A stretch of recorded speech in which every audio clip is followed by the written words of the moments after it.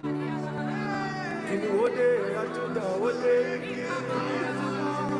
one who shines bright, bright, brighter than 1,000 stars. Akabina yetu, asufima skilipana. The one who speaks and it sounds like thunder. Shine forth, shine bright. As we have come, Koshi Homeno Sai, Etikipone, Daimeno, Etipikutse, Mami, Nikayo, Dodo, is a piano night, Atiki, hey, yes, you shine bright, I because you when yes, I behold and I see the one who stands hey, and he says, come, Asuvena, because I want to illuminate you.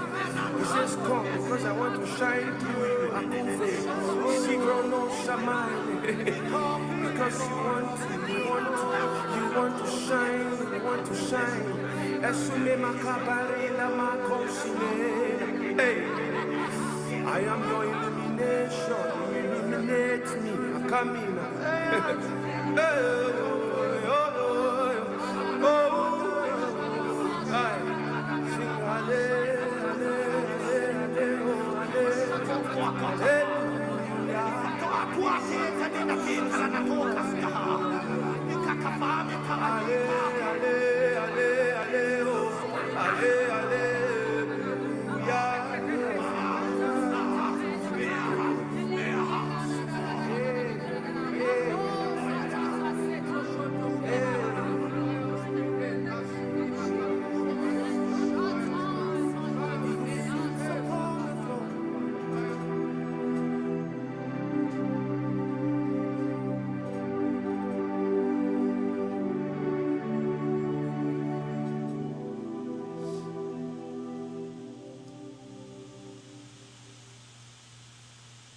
Today I'm not teaching rumors.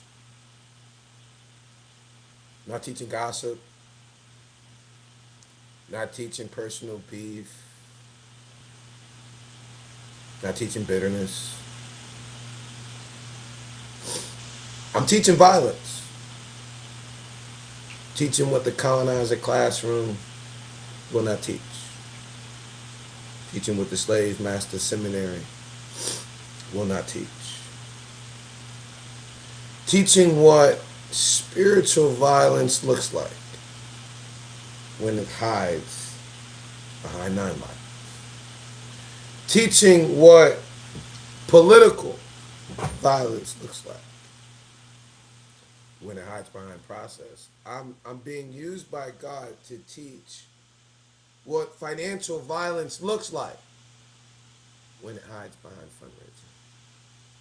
Teach what narrative violence looks like when it hides behind public relations. Teaching what institutional violence looks like when it hides behind the lies of legacy. Teaching what satanic attack looks like when it targets the minds of our children. Teaching a Joshua generation how to use their believing soldier spiritual weapons. Because the weapons of our warfare are not carnal. They're mighty for the pulling down of strongholds that Satan has on the minds of our children. So no, I'm not teaching our boys how to be physically violent. I'm teaching them not to be destroyed by people who weaponize nonviolence against them. Teaching them how to recognize violence when it wears a suit. How to recognize violence when it holds a microphone. How to recognize violence when it carries a board.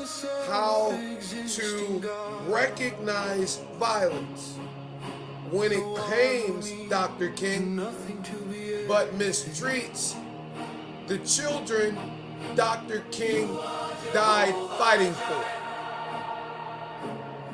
Teaching them how to recognize violence when it smiles for the camera, then calls Parks and Rec police over the same boys praying 2 days later.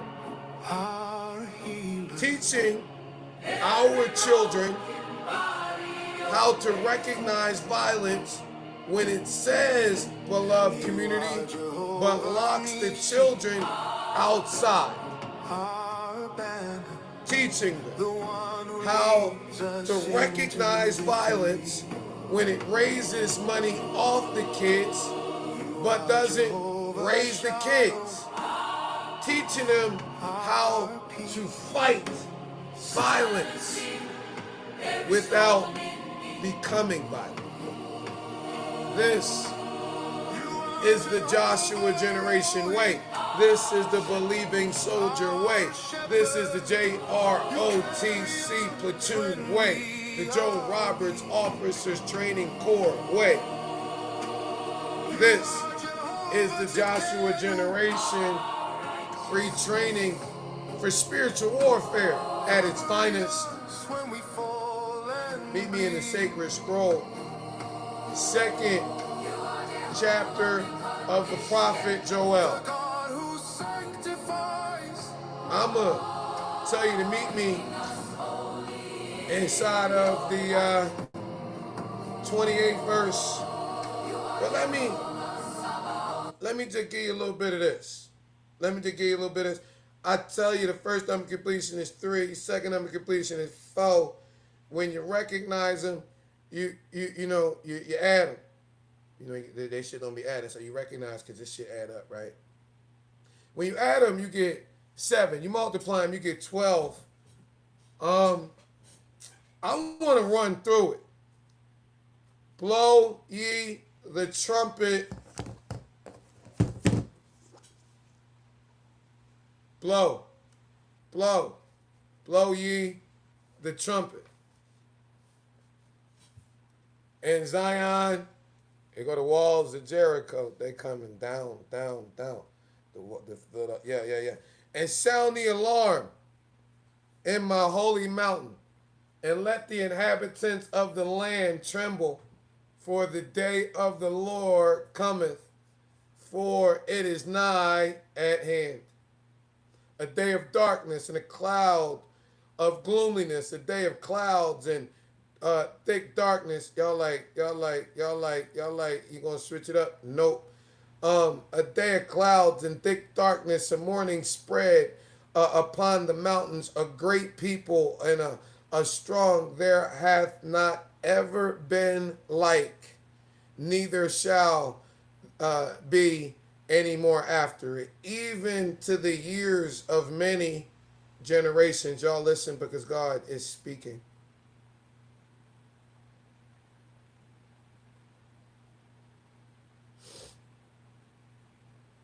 Verse 3, a fire devoureth before them, and behind them a flame burneth. The land is the garden of Eden before them, and behind them a desolate wilderness. Yea, and nothing shall escape them. The appearance of them is the appearance of horses, and of horsemen, so shall they run. Like the noise of chariots on the tops of mountain shall they leap. Like the noise of a flame of fire that devoureth the stumble, as a strong people set in battle array. before their face the people shall be much pained. All faces shall gather blackness.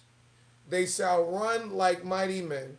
They shall climb the wall like men of war. And they shall march every one on his ways. And they shall not break their ranks. Neither shall one trust another. They shall walk every one in his path. And when they fall upon the sword, they shall not be wounded. They shall run to and fro in the city.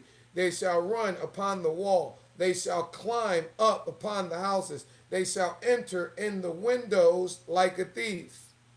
The earth shall quake before them. The heavens shall tremble. The sun and the moon shall be dark, and the stars shall withdraw their shining. And the Lord shall utter his voice before his army in his camp, a very great, for he is strong to executeth his word. For the day of the Lord is great and very terrible, and who can abide in it?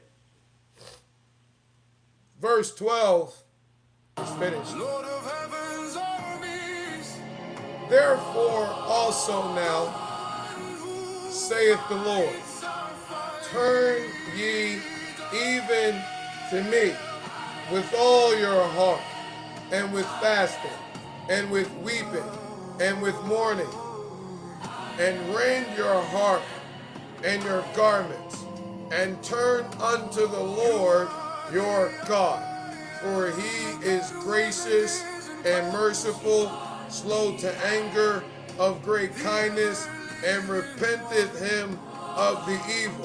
Who knoweth if he will return and repent, and leave a blessing behind him, even a meat offering and a drink offering unto the Lord your God. Blow the trumpet in Zion. The all-sufficient God.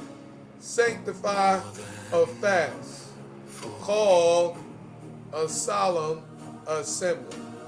We're in the 12th minute. I'm in the 15th verse. God is speaking.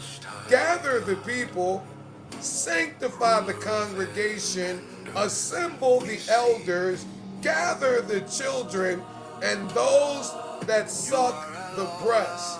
Let the bridegroom go forth of his chamber, and the bride out of her closet. Come here.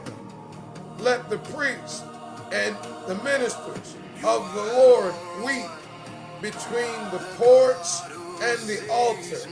Let them say, spare thy people, O Lord. Give not thine heritage to the reproach, that the heathen, warlock, should rule over them. Wherefore they should say among the people, where is their God? Then will the Lord be jealous for his land and pity his people?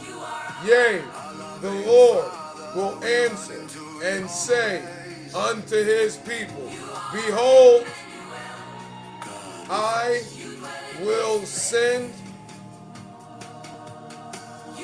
you corn and wine and oil, and ye shall be satisfied therewith, and I will no more make you a reproach among the heathen, but I will remove far off from you the northern army, and will drive him into a land barren and desolate, and his face toward the east sea, and his hinder part toward the utmost sea, and his stink shall come up, and his little ill savor shall come up, because he has done great things. Fear not, O land, be glad and rejoice. For the Lord will do great things. Be not afraid, ye beasts of the field, for the pastures of the wilderness do spring. For the tree beareth her fruit, the fig tree and the vine do not yield their strength. Be glad then, ye children of Zion, and rejoice in the Lord your God, for he has given you the former rain moderately, and he will cause to come down for you the rain, the former rain, the latter rain in the first month. And the floors shall be full of wheat, and fats shall overflow with wine and oil. And I will restore to you the years. Listen, God is speaking, that the locust has eaten, the cankerworm and the caterpillar, the palmer worm, my great believing soldier army, corps, which I send among you, and ye shall eat in plenty and be satisfied, and praise the name of the Lord your God, that has dwelt wondrously with you, and my people shall never be ashamed. And ye shall know that I am in the midst of Israel, that I am the Lord your God, and none else, and my people shall never be ashamed. We done got to our focus. And it shall come to pass that I will pour out my spirit upon all flesh. This is the text that Peter was preaching on Pentecost. And your sons and your daughters shall prophesy. Your old men shall dream dreams. Your young men shall see visions. And also upon the servants and the handmaids in those days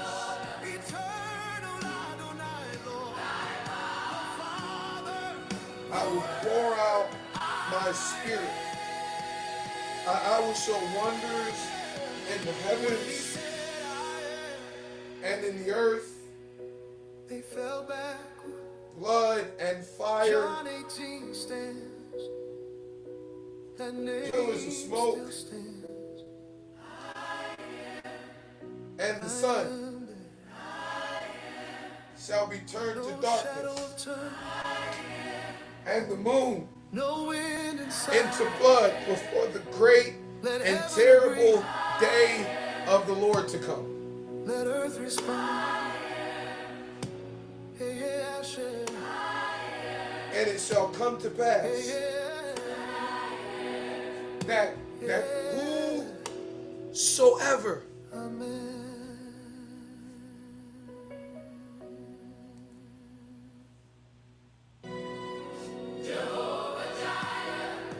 Provider. Jehovah Rapha. Jehovah Nissi. get this part. Jehovah Shalom, peace. Jehovah Rosh, Jehovah Tikkenu, righteousness.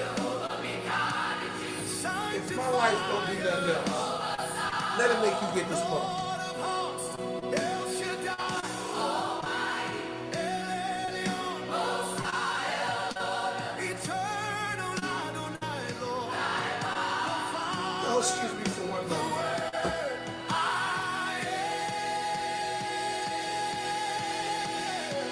When he said I am, they fell backward. John 18 stands. That name still stands. I am there. No shadow of turn.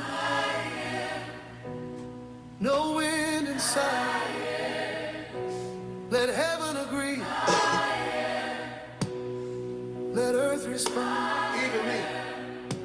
Hey, yeah, Joel 2nd chapter 32nd verse.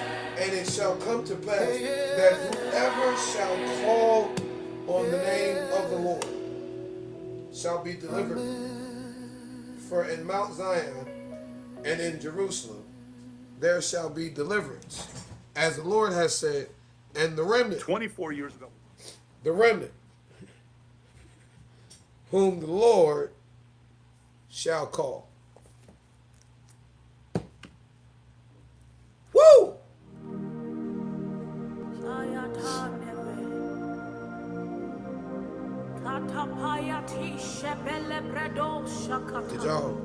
Did y'all hear that? And it shall come to pass afterward, I'm going to pour out my spirit on all flesh. Your sons and your daughters gonna prophesy. Your young men go see dreams. Your men and your maid servants. And I'm going to pour out my spirit in those days. And I'm going to show signs and wonders in heaven and earth, blood and fire and pillars of smoke. The sun shall be turned into darkness, the moon into blood, before the coming of the great and awesome day of the Lord. And it shall come to pass, that means it was written, that whoever comes to call on the name of the Lord shall be saved. For in Mount Zion and in Jerusalem there shall be deliverance. Whoa! As the Lord has said, among the remnant. What's up, remnant? What remnant? The remnant that the Lord called. I want to go in. I feel the Holy Spirit of God because we go in. Y'all know we go in before we go out. We fill up before we go out. We love God before we love neighbor. Y'all know product. Because before we confront violence outside of us, we got to be armed up with the spirit inside of us. Can I teach you this Sabbath? I was charged with taking the sacred scroll further in our generation. So on this Saturday morning, I want to make it plain.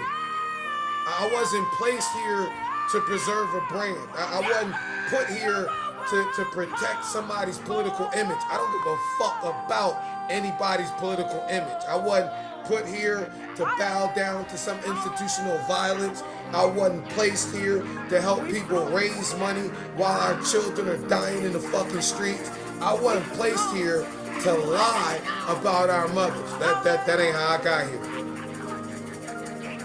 You must not know me. I will fuck you up over our mothers. Now, our mamas, right, might have got me to make this little non-violent pledge, right? So I might not beat your ass physically, but y'all chill out while I beat these non-biblical buck-broken boys that done split up in my father's house and politically pimping our parents' prophetic pulpit in the back of the head with the book for y'all. You know, be a voice for the voiceless.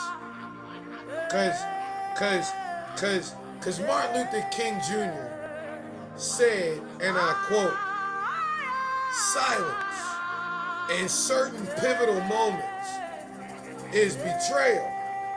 And I'm not betraying the covenant of Coretta Scott King, Eden Scott Bagley, Amazing Grace Banks Sullivan, Cynthia Dolores Nodis Tucker.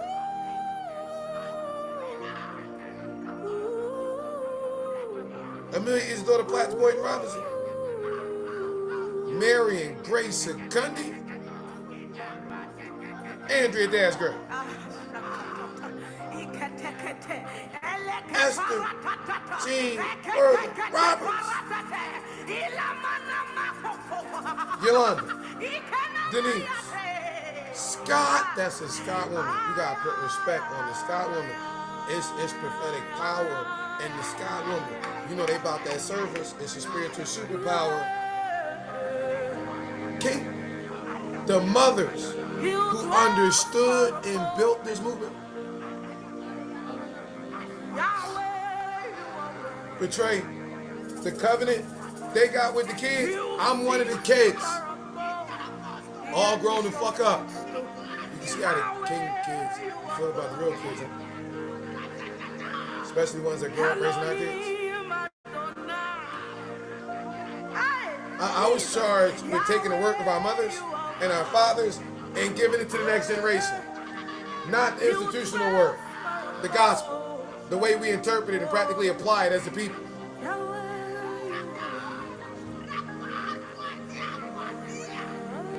Yolanda said she ain't want her daddy work frozen in the museum. That means you can't really reduce the work and the impact of Coretta Scott King to annual ceremonies, Bernice. You can't. That means the work of Yolanda Denise King can't be erased from the youth she raised.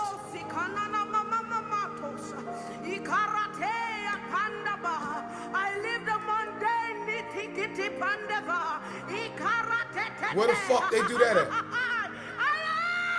It means the work of Leon Howard Sullivan can't be separated from institutional building.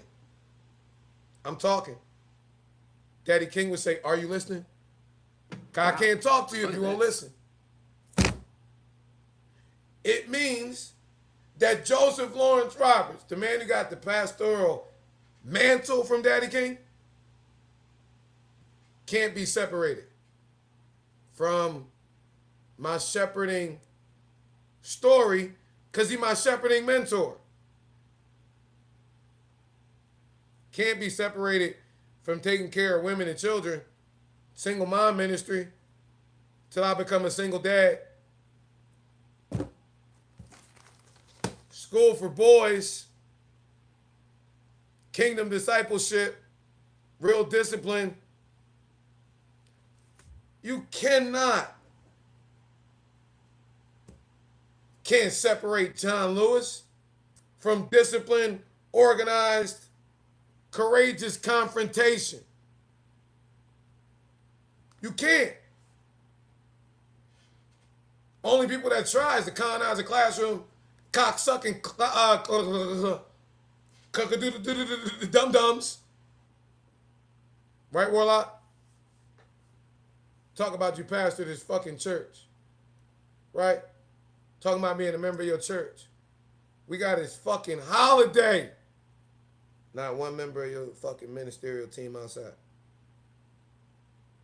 Ain't nobody there but me and Joe Griggs. Trey spoke at his funeral. Speaking in front of church. Don't say you ain't no fuck nut. He got a parks permit. Only way you get a park permit to shoot a film is if it's approved by Marty Smith. So you knew. Did you come over and take a picture for the next generation? Fuck no, you faggot. Fuck you. And ain't nobody coming up against the Church of Martin Luther King Jr. You hypocritical homo. You, ML, Daddy King, AD, they preached in my church, nigga. The deaths I'm the last son of. You the first political pussy we got. Some history. And leave William Herbert Gray Jr., our whole fucking Bright Hope history to fuck out your mouth. Because Herbie told me you remind him of Robert Nix. Everybody fact check me. Some striking parallels between me and Warnock and Robert Nix and William Herbert Gray Jr. Now, Herbie interned for Nix. I never fucked with Warnock since he came.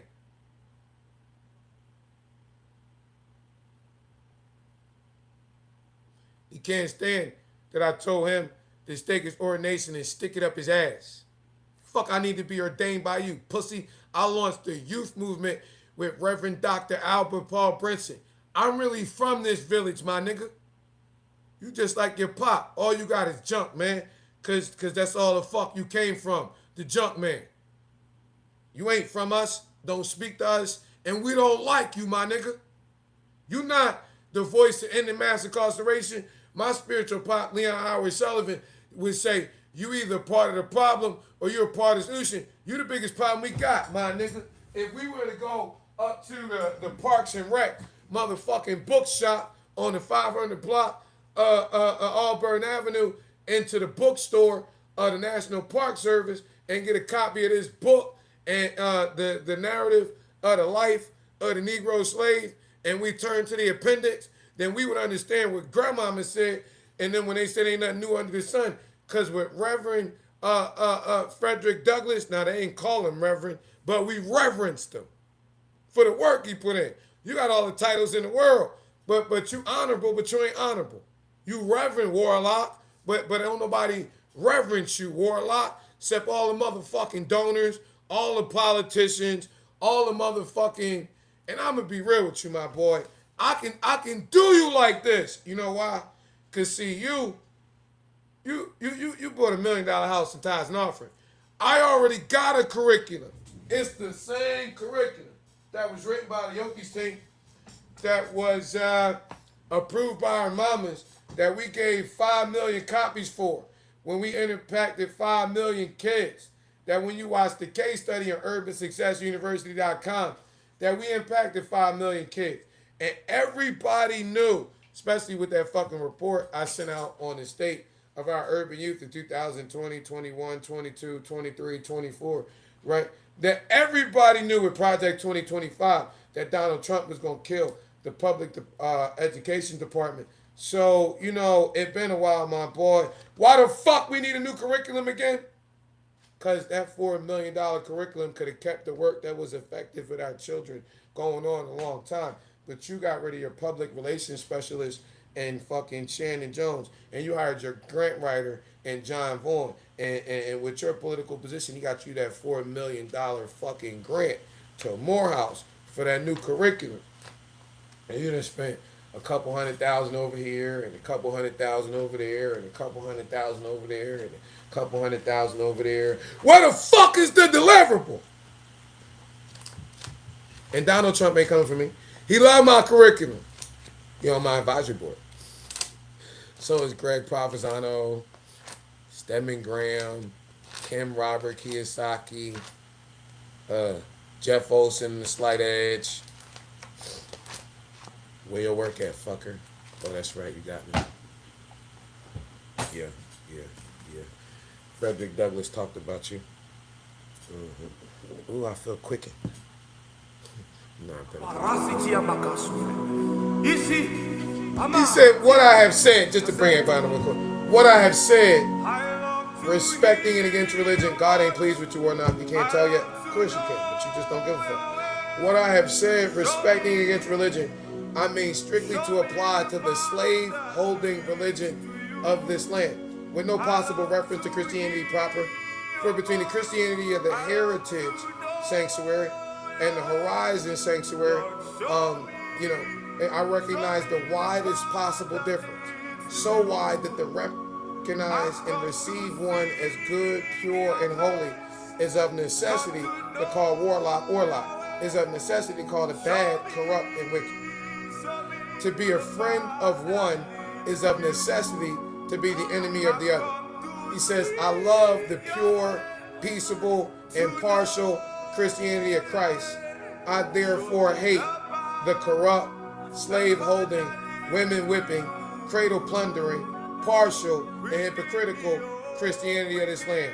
So you told Donald Trump to come to Bible study.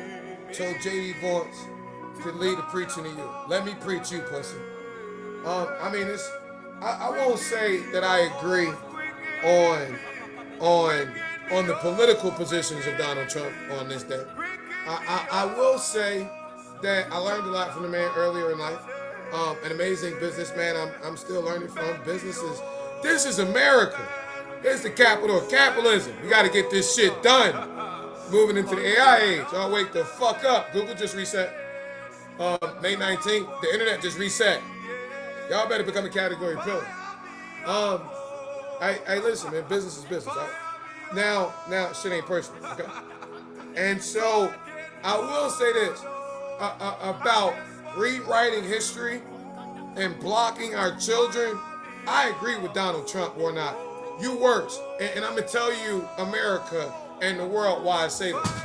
Because Donald Trump, as a politician, only has the ability to rewrite and fuck with politics. You might not like what he's doing with the White House. I'm not taking a political position. Opinions like buttholes, this just mine. All right? And I'm carving myself into a nice space, if you don't mind. However, whatever he's doing with that house, he's he in charge of the military right now.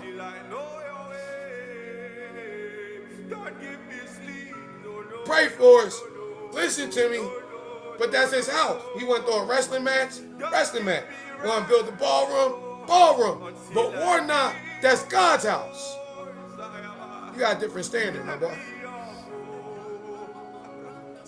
It's like Matthew 21:12. Jesus walked in the 50 tables are the money changers. Those who get in the bag and says, you turn my father's house into a den of thieves, when it should be a house of prayer. Believing soldier, spiritual weapon, prayer. It's not kumbaya or Easter speech. The essence of prayer is getting in perpetual union with the Father through his Son, Jesus Christ. One image, many dimensions. Like the true vine, John 15, I'm the vine. The true vine. My Father is the vine dresser. I knew that didn't feel right. He said, no tree can bear fruit unless it abides in me. Right? And so abide. What is that word abide? Unless it stays connected. Unless it stays yoked up. Right? And so prayer, God says, I'm not going to give you the desire. I'm not going to give you what you want. Right? God don't give you what you want.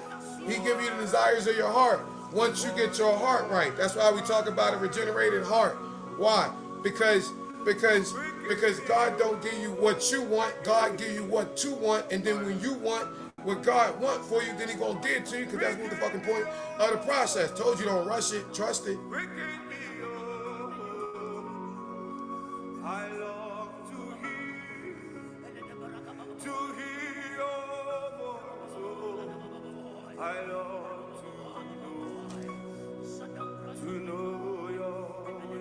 I recognize the widest possible difference, so wide that to receive one as good, pure, and holy is a necessity. To reject the other as bad, corrupt, and wicked. To be the friend of one is a necessity to be the enemy of the other. He said, I love the pure, peaceable, impartial Christianity of Christ. Therefore, I hate the corrupt, slave-holding, women-whipping, cradle-plundering, partial, hypocritical Christianity that is flame. Indeed, of the Horizon Sanctuary, the historic Ebenezer Baptist Church. Indeed, I can see no reason but the most deceitful one for calling the religion of the Horizon Sanctuary of the historic Ebenezer Baptist Church Christianity. I look upon it as the climax of all misnobles. It's the boldest of all federal frauds and the grossest of all libels. Never was there a clearer case of stealing the livery of the court of heaven to serve the warlock the fuck in. I'm preaching, you pussy. I'm filled with unutterable loathing. I'm Fannie Lou Hamer. I'm sick and tired of this shit. Sick and tired of being sick and tired. When I contemplate the religious pomp and show together with the horrible Hellenistic inconsistencies which everywhere surround me, your whole ministerial staff, you got men stealers for ministers, women whippers for missionaries, cradle plunderers for church members, and you, fuck boy, the man who wields the blood-clotted cowskin during the week fills the pulpit on Sunday morning and claims to be a minister of the meek and lowly Jesus. Nigga, we gotta define it. You ain't ever taught that shit. Pop quiz, who won it? Define meek lowliness. A person who depends on the Lord,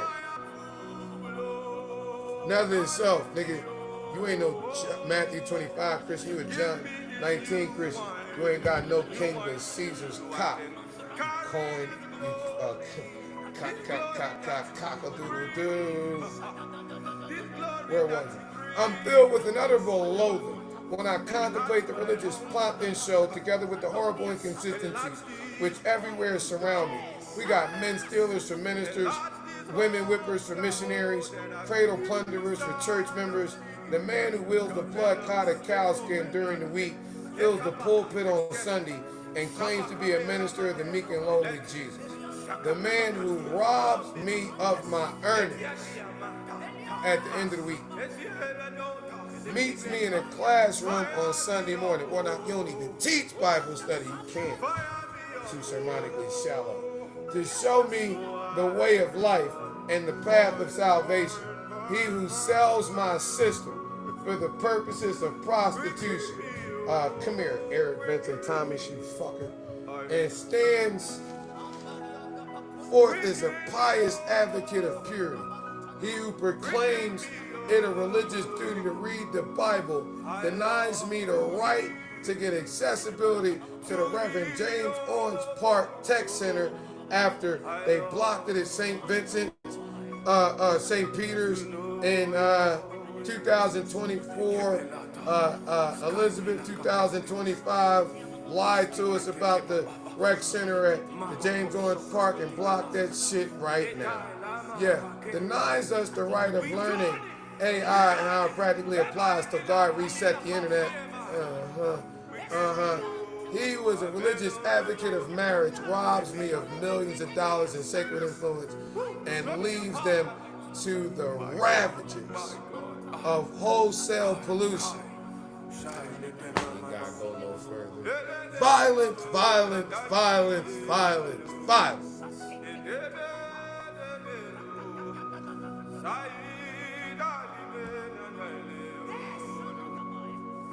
The work of our fathers and mothers must be placed into the hands of our children, the Joshua generation. You know, Moses got people out. Joshua took them in. The civil rights generation got us across the bridges, into the schools, into the courts, into the boardrooms, into the voting booths, into public life. But Joshua divides the inheritance, but he gotta go fight for it first. Joshua has to fight for the minds, souls, identity, entrepreneurship, economy, psychology, and economic battlefield of the babies God gave him to raise. This is not the same wilderness. This is the promised land. And y'all see me punching them giants in the pulpit with this pugilistic theology, basketball and boxing. You know what I mean? I'm surgical with this thing. Pow! Ooh, what was that? That was a pericope. Take that, my boy. And some of those giants, some of them quote Dr. King. Get over it.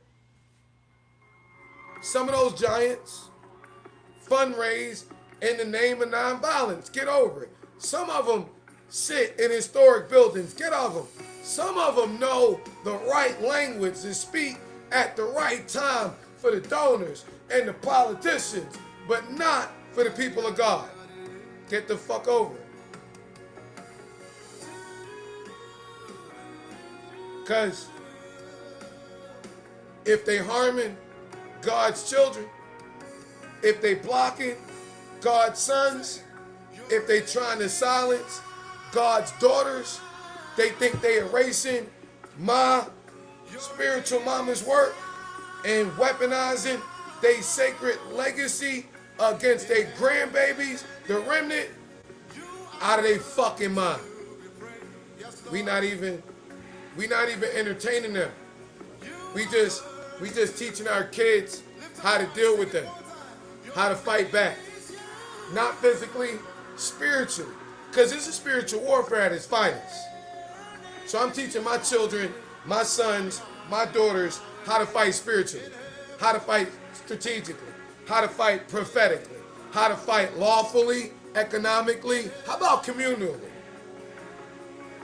With weapons that are not physical, weapons that are not carnal.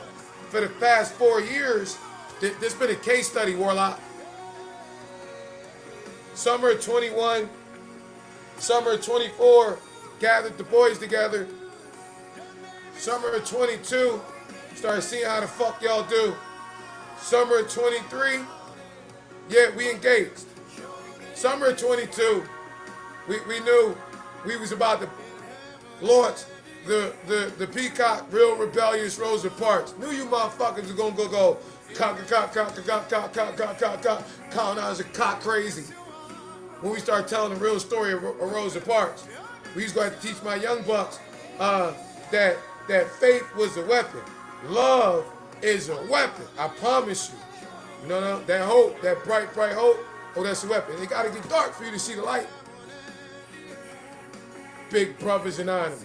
Knock it the fuck off. My Brother's Keeper. Knock it the fuck off. Community Men.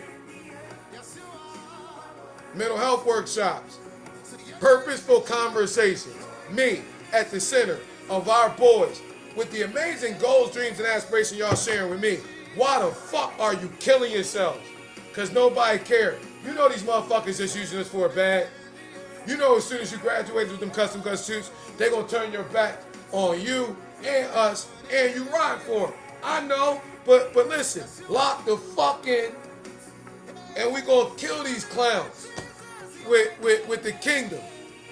We gonna kill them for real? No, I'm gonna teach y'all psych ops. See,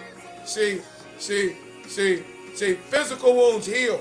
These niggas want legacy? Let's write their legacy in the Lord. Wait till GEO pass. And they realize all the shit they done swept under the rug going, just all the shit they done did in this generation. And it's election season. All they folk want y'all to vote, and we the young vote. Graduated you. And his custom cut suit installed Auburn Avenue Library. They can't run you the fuck out. Run you out of GSU. Run you. Keep letting them do that shit. Why? They building our tech center. How? We gonna sue the fuck out of them. When? Right now. What you mean? We going to trial. They think we broke and we gonna settle. Fuck no. We going to trial right before Warnock go to election. Because Warnock playing with fire. Hey, Donnie, holla at this dickhead. It's called PS3, pussy. We just used you, Warnock. Peak. Now we showing folk category pillars. Right before FIFA come. Because you fucked up. You fumbled the bag. Them white donors, they cool. But with the shit Kemp just signed, you don't come back, my boy. You the one Kemp peeled over eyes off. You got no black vote, ho nigga. We not talking about the political vote over 100 grand. We talking about the core of the poor.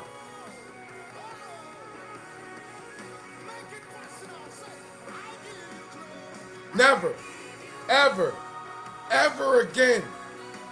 We put you in office because right now we would have Ossoff and Walker. You are the lesser of two evils, fuck boy. I put you there because you live in a glass house. I release that bag to the kids. You're not biblical, bitch. You gonna throw who the fuck out of my house? God put me here, nigga. Trying out a new energy bar recipe.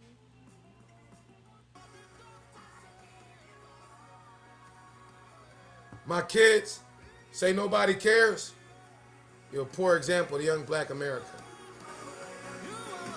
And Joel, the prophet, sermonic spotlight is on you, my boy. Right before I serve you with this pretty factual lawsuit in Fulton County Superior Court. Joel, the 2nd chapter. God reserves his hardest battles for his strongest warriors, y'all. Don't worry. Don't worry. He knew this shit was coming from how he dealt with Jersey Joe. He been in places around the world where the Holy Spirit of God has been whispering in his ear. He just too, I mean, it can't be that deep. Is it one up? Or then again, I mean, how does the count on the car hit you? Because my boys weren't just talking. They were telling the truth of an entire generation.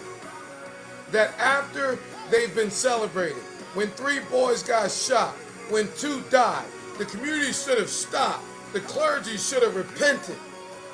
The institutions should have gathered. The systems should have asked, what did the boys tell us that we refused to hear? Nobody cared.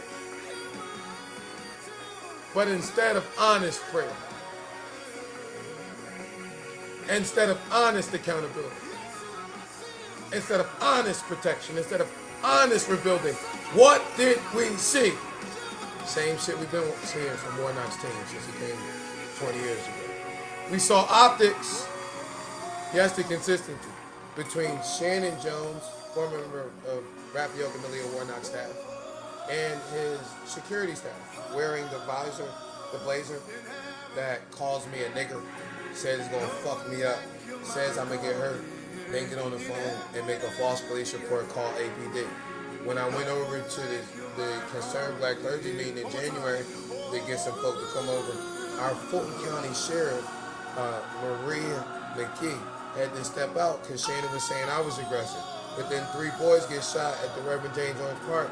He on camera with his father at a prayer rally. He called, never got out to pray, pulled up, and once he was introduced by me, said, "Can't don't make me get out the car and fuck you up." I mean, that's your non-violence team. That's what our kids have got, you know, from the historic Ebenezer Baptist Church team, from Warnock staff and the Satanic Minions. Of the historic Ebenezer Baptist Church, which is such a pillar of history. But since these 2 motherfuckers have come, you don't hear shit about nobody but them. It's like all of our prophetic history as a people has disappeared because of the Ebenezer One campaign. But neither one of these motherfuckers can grow any ministry inside of the city of Atlanta. How can you not grow in Atlanta? Because you don't connect with anyone in Atlanta except for politicians and corporate folk and fundraisers. Then you don't touch the core of Atlanta. Never have and never did. All we see from these folks since they popped up is exclusion. We see gatekeeping. We see political tables. We see clergy tables. We see boys being used for imagery. But not centered. We are cool. I see all the comments. We see meetings about them without them. We saw buildings where they were never allowed to enter. But then we saw cameras set up not so we could feed boys in the rain. We got to redirect the camera so we can get footage of our pious nonprofit giving these boys our old pizza in the rain. We're not going to tell you the boys were outside for an hour. When that woman, Deborah Scott, says 45 minutes into the meeting, it's boys outside in the rain. She also shows her heart that when she sat down after this, she walked in an hour ago and this meeting started 44 minutes ago, or enter when her saying that she looked at them 10 to 15 boxes of pizza, knew them black boys was out there in the rain, and never once fucking thought to give them boys that food that they was gonna throw the fuck out and wasn't even eating. That she drove up as a pious head of Georgia Stand Up past a group of black boys in the rain. She saw a stack of warm food, and it never crossed her Hasidic, sanctified, colonizer classroom Christian mind to take this warm pizza nobody was gonna eat to them little black boys in the rain. Never crossed her mind. But when I introduced the idea, and them little black boys was in the rain, after she sat there for 45 minutes talking about how we gonna demolish the building and rebuild the building that the kids never had the opportunity to be in, that she missed the messianic magic of the moment. She could have been the one that was used by God to allow these kids in the community to come inside of this building and feel welcome, and their community center gets them, come out the cold into the building, get a little warm food. But instead, she was the one, along with the other representatives of Parks and Rec, who gave the children the experience since COVID of never getting accessibility to the building, but then being baited out after they seen all the political big cars and big names and big budgets and big business coming to the little poor community, parking a park where their mamas can't park because they're going to overwhelm it with their shit, and they complain about they ain't got no parking spot, right? That these kids in the rain, that they come out and they don't sit down and say, come on in and get some pizza, come on in and look at these computers, come on in and let me talk to you. You treat them like canines. It's raining the fuck outside. We could have took the pizza over to the pavilion with some plates and put it on there. But you want to have them redirect the camera so you can get your fat ass up and go over there and your old ass get some plates. And you want to put the pizza on a plate so your cameraman can get some footage of you taking the pizza, giving it to the kids, and then after the kids go shoot. They can't come in here. They got cleats on. I'm walking around with cleats on. Why you ain't say shit to me about it? You about to demolish the building. It's been open for 3 years. It's a rec center. So you're more concerned about this cheap-ass linoleum floor than what? It can't be about the floor. Keeping the kids out that computer room. You don't want them on footage. Ooh, these is what the computer room look like, because it's going to show your rec center ain't never opened the fuck up. And everything I show on this tape is a bold-faced fucking lie. You're not competing with the rec center with the after-school program. The school closed. The little girl who run the next center, 19. I'm showing them it's nobody over there because it's empty. You motherfuckers have starved the community so you can move all this money. When we go over there on Ascension Day to feed the kids, you giving them fucking expired food? How the fuck are they getting bagels from this big ass food bank that you got all these trucks coming in bringing in food that week? So when the shit closed, you taking everything over. Then you got the little young girl playing the games that's getting fucked by Isaiah because you got this little sexual branding fucking club. Man, we over these fraternities and sororities and this sin, sick, satanic shit you're doing. And I'm not talking about sexually. Folks is freaky in the hood. We talking about how you was using that shit to control some shit, to fuck over some shit. And if your ass ain't understand what the fuck I just said, you don't speak our language. Shithead. Yeah, I just did that. You treat prayer like a threat. You rewrite police narratives forming around people who trying to protect children. The message of the Messiah is the same, but the messaging changes. You gotta have an inside voice and an outside voice. And what you really want, what you put up, is you put these soft ass motherfuckers that can't connect in the hood. Therefore you can put them up and they can give you your little performance preaching, and they never touch our black boys. They scared to come the fuck outside. Right? Either they gonna manipulate our girls who living in pad splits with molds on the fucking wall, having to bow down to this shit because you have made it the fucking norm. You got Renee Glover over there. That's the same woman that fucked over the hood for housing when the Olympics came through, pushing the same fucking agenda. Only Yeshua will reign forever, yes. Till this kingdom there'll be no end. That's why the past 4 years been a case study. Cause Warnock, you've been abusing black boys since you was in Abyssinia.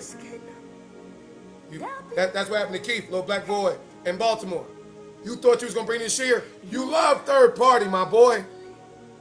That's your consistency.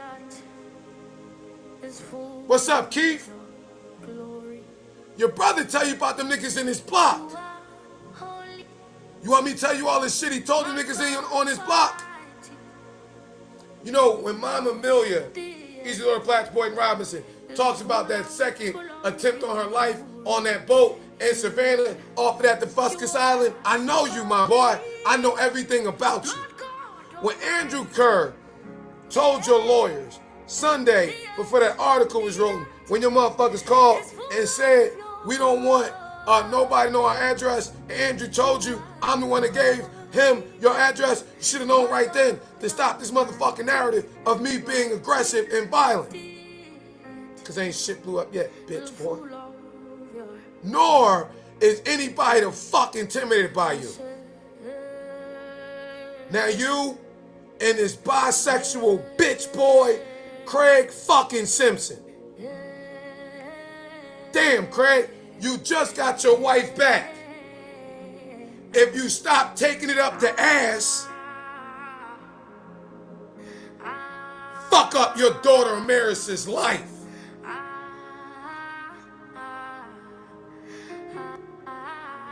Bernadette. Sorry, girl. Pussy, do you know how much fucking money you cost me? You do. You told them niggas in that back room how much money you cost me. They said, it's no way you gonna let you get a pass for it. Yes, I am. Publicly.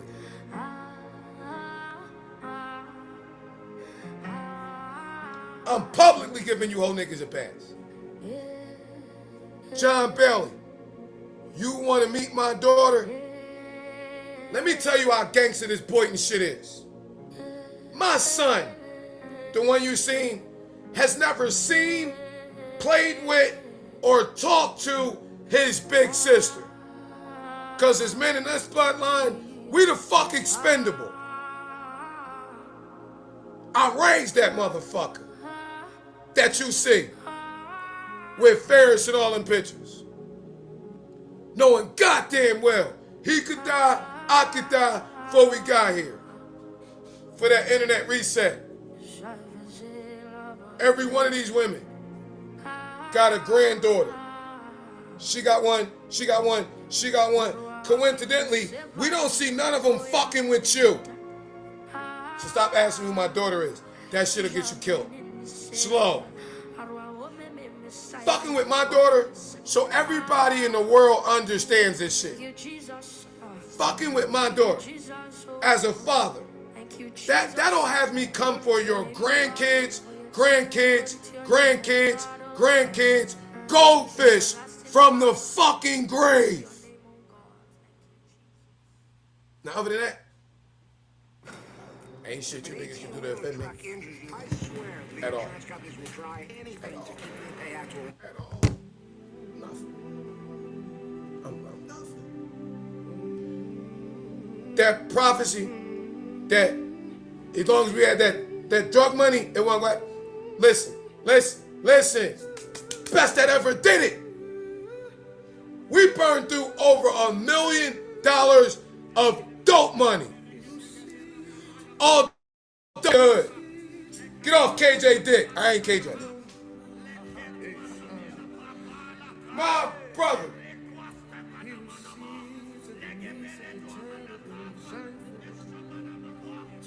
I ain't gonna do it. I did.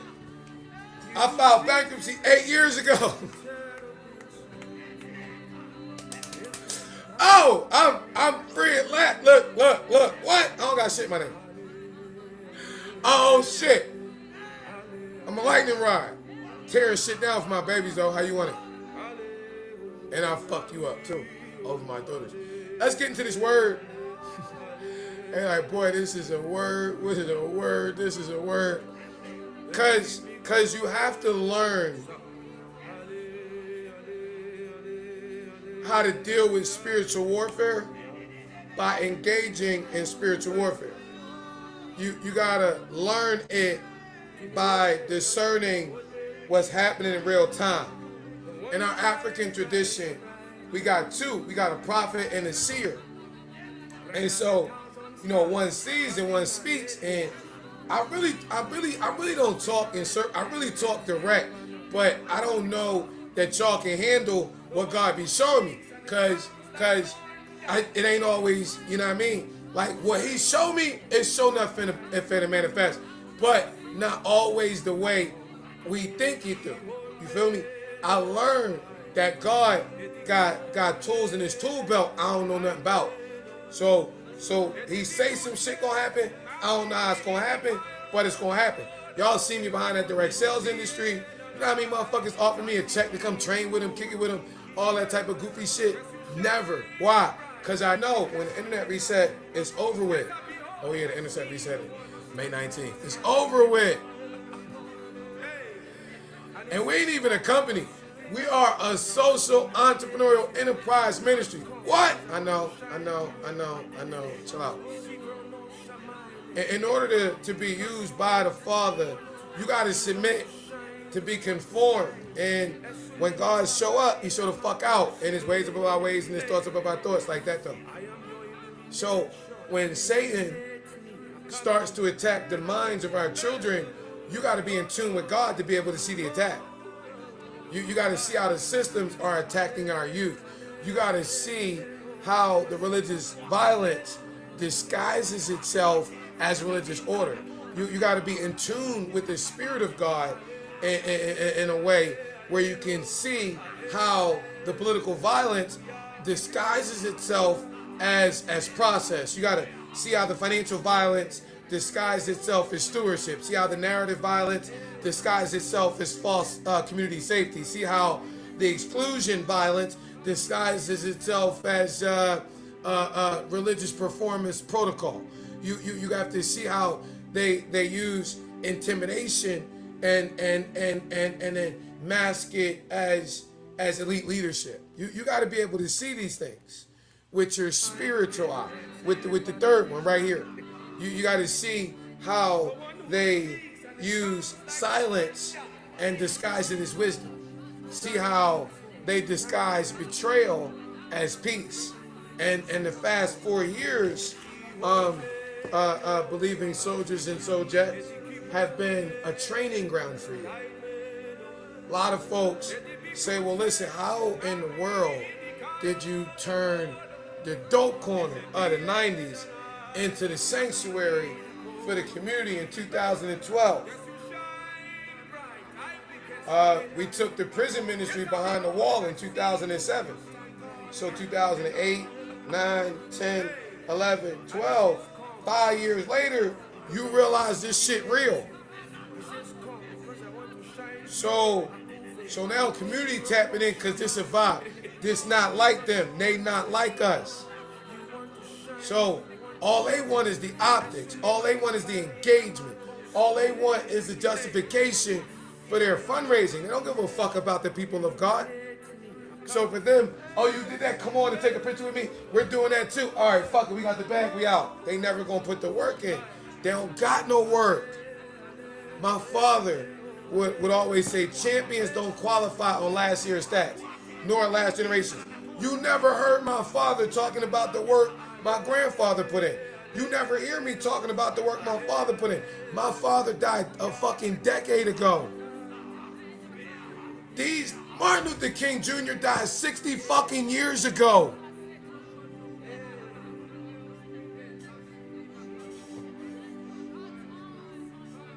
They still talking about I'm ML kid. What the fuck have you done for me lately? Nothing. But my daddy said, what about you? Well, nothing. But my daddy said, now we understand your daddy is your daddy. But don't nobody give a fuck about your daddy no more because you missed what your sister said. A dream that isn't dramatized can't be felt in the hearts of a younger generation. So all you doing is talking irrelevant talk. You hurt more than you help. Literally. I ain't telling the truth for hatred. I'm telling the truth because I'm Baptist College Kojic. And in the hood, Holy Ghost ministers in all truth. You've literally, how can you sleep at night? Knowing you've rewritten the legacy of our mothers. How does that feel? Does it not bother you, Bernice, because you and Deidre can't have children? Leah, because you and Dexter had none. Is it you got more money you're gonna spend your lifetime? Do you give a fuck about the children? I'm asking.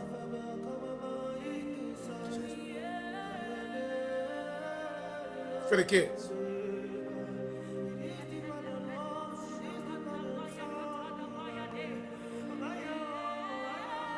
I'm not asking for hatred. I'm not asking for any other reason but for discernment. Not for revenge. For righteousness. Not for physical violence.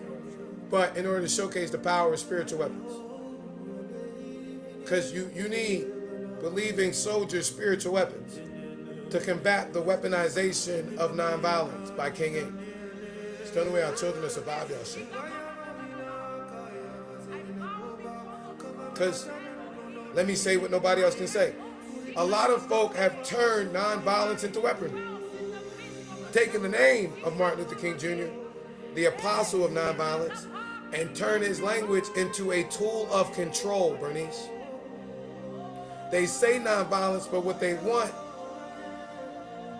is the oppressed to be quiet.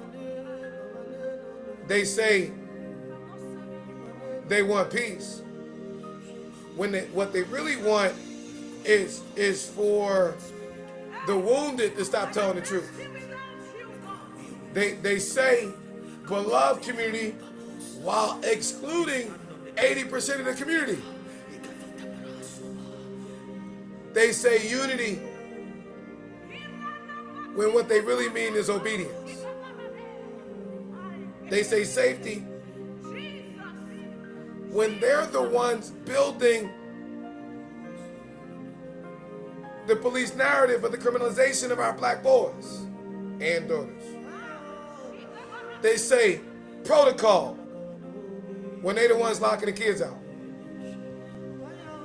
They say legacy, but they not protecting the future, they protecting a bag.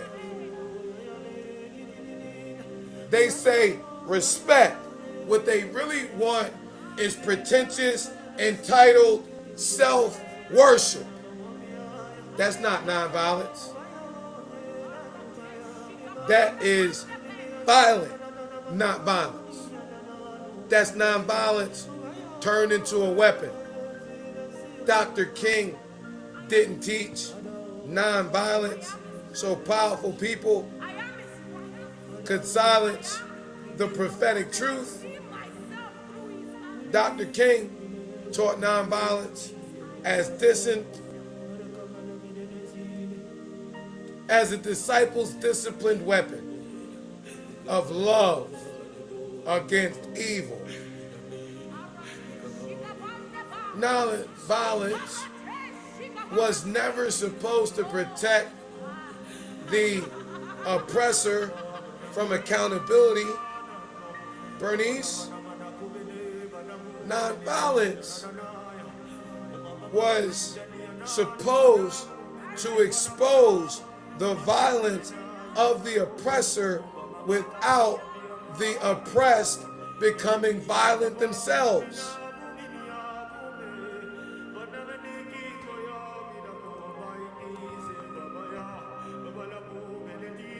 Did you not know? It's a difference. True nonviolence reveals violence.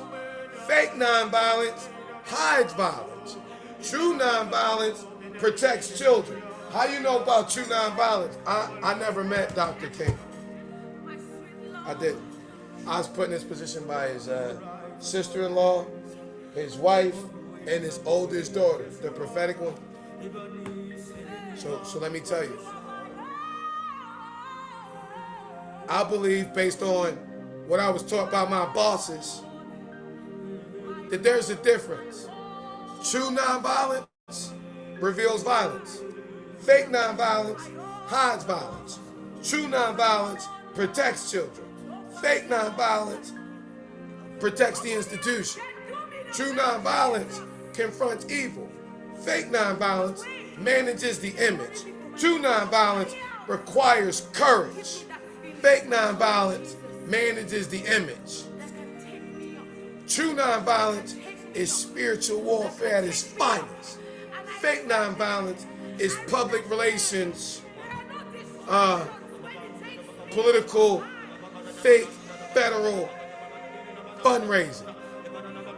So the Joshua generation, we gotta learn that when they weaponize nonviolence against you, don't become physically violent. Just grab your believing soldier's spiritual weapons. 2 Corinthians 10th chapter, the weapons of our warfare, they not carnal.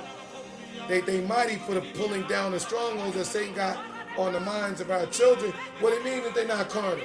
That means they not fleshly weapons. We not dealing with fists. They not guns, not threats, not revenge, not chaos, not hatred, not bitterness, not destruction, not self-destruction, nor the destruction of they shit. We building too much to be tearing shit down. But our weapons are mighty through the pulling down of strongholds. Well, hold on, coach, what's a stronghold? A stronghold is a fortified lie. A stronghold is a mental prison. A stronghold is a satanic structure in the mind. A stronghold is a false imagination that keeps a person, a family, a community, or a generation in bondage, Bernice. Yeah. I know you went to seminary when you was falling out of law school, and I know when your daddy, Martin Luther King Jr., was, last time he touched the text, it was a good Samaritan, and there was that lawyer who asked him the question, and Jesus asked him interpretation of the text. And I know, Bernice, that you, never having touched the ghetto, might not have this interpretation of the text. But if you don't touch the ghetto, then you can't really understand the work of your Father, because you're reading it from the top down, baby, and not from the bottom up. So you, unlike Yoki, you have no practical experience. You can be a subject matter expert on your Father, but not on the work of the movement, because you don't know shit about it. You are a mouthpiece that politically and corporate individuals use to oppress people at the bottom. Your father got martyred when you were 5. You legitimately don't know shit, okay? No man in the trenches, you ain't never had one, but I'm teaching about a man. No man in the trenches ever shares that shit with his daughter. None of them. And your big sister told me about you. So chill the fuck out and stop sending your minions for me, okay? Because I love you. I don't like your shit. But I like you a lot more than them other motherfuckers. Like that little love shit that you just did with Deidre. How y'all was up there in Douglasville and you posted that shit. You have no idea how raw these creative and entertainment streets are. Yeah, you can touch your artists, but the ones that been waiting for that tape for Yoki, they gonna rip you the fuck apart, Bernice. Literally, like I was coming for Dexter. I was coming for Isaac. I don't My mother was subjected to domestic abuse, Bernice. My stepfather hit my mother. So I don't hit women. So this shit that y'all got going on, it's a girly fight. All right, and I separated my daughter from Ferris. I don't give a fuck about the King brand. I give a fuck about the Scott brand. I give a fuck about them Alabama women. I don't give a fuck about your daddy, Bernice. Other than him being Coretta's husband and Yolanda's daddy. And I don't have to. And you shouldn't be so fucking ignorant that you make me have to say that. I'm a man. You might not understand us very well. But I give a fuck about my mother and my children, my family, my community, and my God. Don't nobody give a fuck about you being your daddy's daughter. Don't nobody give a fuck about you not having no men in your family that can stand the fuck up on no real shit. Don't nobody give a fuck about the fact that your era is over. Alright? So hang out with them rich, bougie people, do what the fuck you doing, but stop oppressing my hood. Like, leave this shit alone. You and Andre and y'all playing for the community. Bernice, you don't know shit about the community.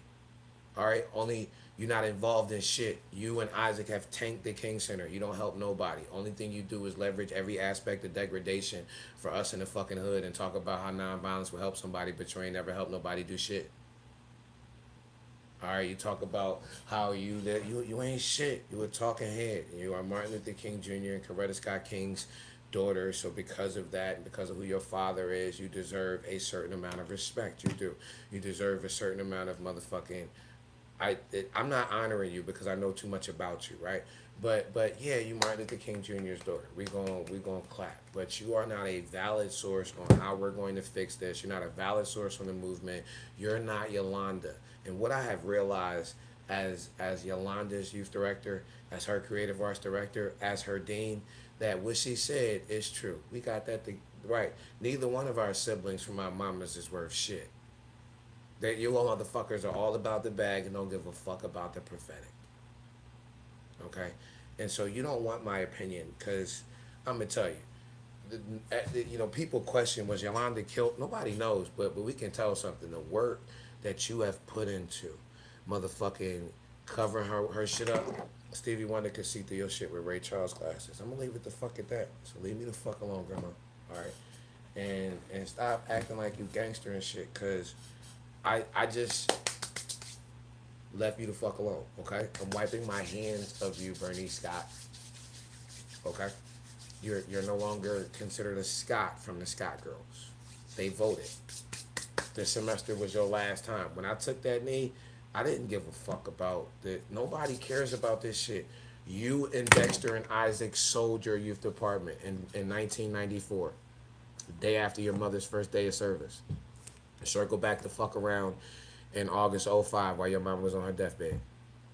And then the shit, that was going on with the AD King Foundation, you had to wait till Christine and wait till Naomi was dying to try and use me to clean that shit the fuck up. You can't pull the rug underneath me, but I'm the fucking rug. Still took that grandma shit personally. Nice, but so the fuck what? I'm being nice to Eric, but I got you dead to rights, because when I'm talking to Eric on that video on what's that? That's the replay. That's April the 8th, 2024. I got your attorney Eric Tidwell dead to rights on fucking YouTube. Shot that video in the Rosa Parks room on the 10th. On the 12th, that's Reverend Dr. Albert Paul Brenson's birthday.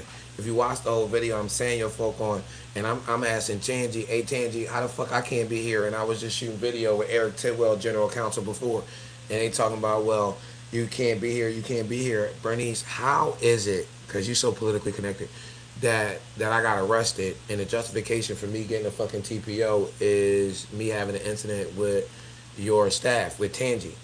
And because it says on this fucking justification for the TPO that got me arrested, that got my house robbed and all my hard drives going with the copy of Yolanda's joint, that the reason the judge justified it is because I was harassing the King Center employees on April the 12th in 2024. But how the fuck did this Asian boy that I met through Eric Vincent Thomas that rented me this house that was out the country know that shit?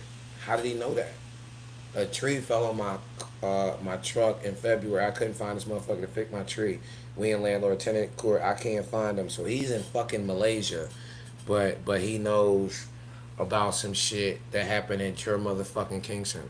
How is that possible? There's no police report. He didn't get a police report. There's no police report. How does he know, Bernice? How does he know? Because Eric blocked summer of 24, right? But what's the connection? Alveda, when I'm holding the Borehorn for in 2012, she talks about Alethea Boone. Do you motherfuckers not realize how stupid you are? Like, yes, you have connections with a lot of families, right? And a lot of politicians. You've never tapped into the special forces at all. I'm an intelligence baby. Do you realize how much of your shit is downloaded and on hard drives around the fucking world? I'm serious. This shit get too far, bruh. Y'all, wait till Isaac's sex tape start dropping. Y'all better start getting... Y'all start having place swept for bugs before you walk the fuck in. Listening to your conversations is disgusting. Bernice with DJ. Oh, stop it. Willie Watt can pay your fucking bill. Get your daughter out this shit. Cause my daughter's the ones I raising up in that West. Oh, they've been waiting for this shit. And I'm gonna tell you why I'm extracting the way I'm extracting, okay? Because what these women at Spelman perception of Christine King Ferris and Ferris and the way they finna do this shit. Once I launch Georgia, bro, I'm leaving y'all the fuck alone. I'm going back. I'm going home. I live at 1555 Capiani Boulevard, 1 Ala Moana Plaza. Fly in, pull up. I'm tired of shit. I wouldn't even been in Georgia this long if war not. See, the reason that David Dunjab had that second shit is because he got me. They tried to have me locked the fuck up because I ain't have a Georgia driver's license. Strongholds. I see you. Strongholds that nobody cares. Strongholds that black boys are disposable. Strongholds that our daughters' most valuable and most potentially profitable commodity is their titties and not their brains. Their brains, not their boobs, is what's valuable and bankable. Strongholds that our elders are irrelevant. Strongholds that fathers cannot be restored. Strongholds that poverty is permanent. Strongholds that violence is manhood. Strongholds that suicide is escape. The stronghold that the church is hypocritical as fuck. The stronghold that political power is God. The stronghold that institutions own the movement. The stronghold that if they lock you out, God can't use you. Those are strongholds. The weapons of our warfare are not carnal, they are mighty for the pulling down of strongholds that Satan has on the minds of our children. The stronghold that if they call you aggressive, you must be what they called you. Believing soldiers are trained to pull down strongholds, not with carnal weapons, but with spiritual weapons. Introducing your believing soldier spiritual weapons. Believing soldiers, not church boys. And believing soldiers is not a motivational phrase. A believing soldier is trained to use spiritual weapons to obtain life's victories, contend with the adversary, and carry out God's will in and through his or her life. The believing soldier learns to go in before they go out. Going in, that's prayer, study, meditation, personal praise, obedience. See, before we confront external violence, we must be internally fortified. You can go to the colonizer classroom in the slave master seminary and get your little certificate and pull up on Wednesday night and Sunday morning with your entourage and your security and go behind the desk and give up your little ease. If you want to bring the sacred scroll to the slums, oh, you need a different type of internal fortitude. See, prayer connects you to the true vine. Study gives you light on how to see, think, and act like Christ. Meditation, that rehearses the answer. Instead of going over the injury or the wound in your mind. Personal praise. Yeah, that's what we do over here. But see, we praising God in advance. Because personal praise reminds your soul who God is before the enemy tells you who you're not. That's why praise precedes the victory. See, they, the boys in that furnace. Fuck if he delivers me. I know he can. That's enough here. Whatever I'm going through, I can't see it, but I know he can deliver me from it. That's all I need right there. That's going to get me excited. That's going to give me a perspective beyond what I can see. And if I can tap into that, I'm going to press on and press through, and he's going to get glory from the story. Like that, go. Obedience to the soldier, them following orders from the heart. That's how believing soldiers are formed. We talking about this weaponry. All my youngins in the hood want to know how to use that weaponry, right? Let's take the weapons that God has given us and apply them to the 10 types of violence that the colonizer classroom is using to attack our community. How about that? How about that? How about that for a lesson on this Sabbath? Can we talk about violence? Number 1, the physical violence.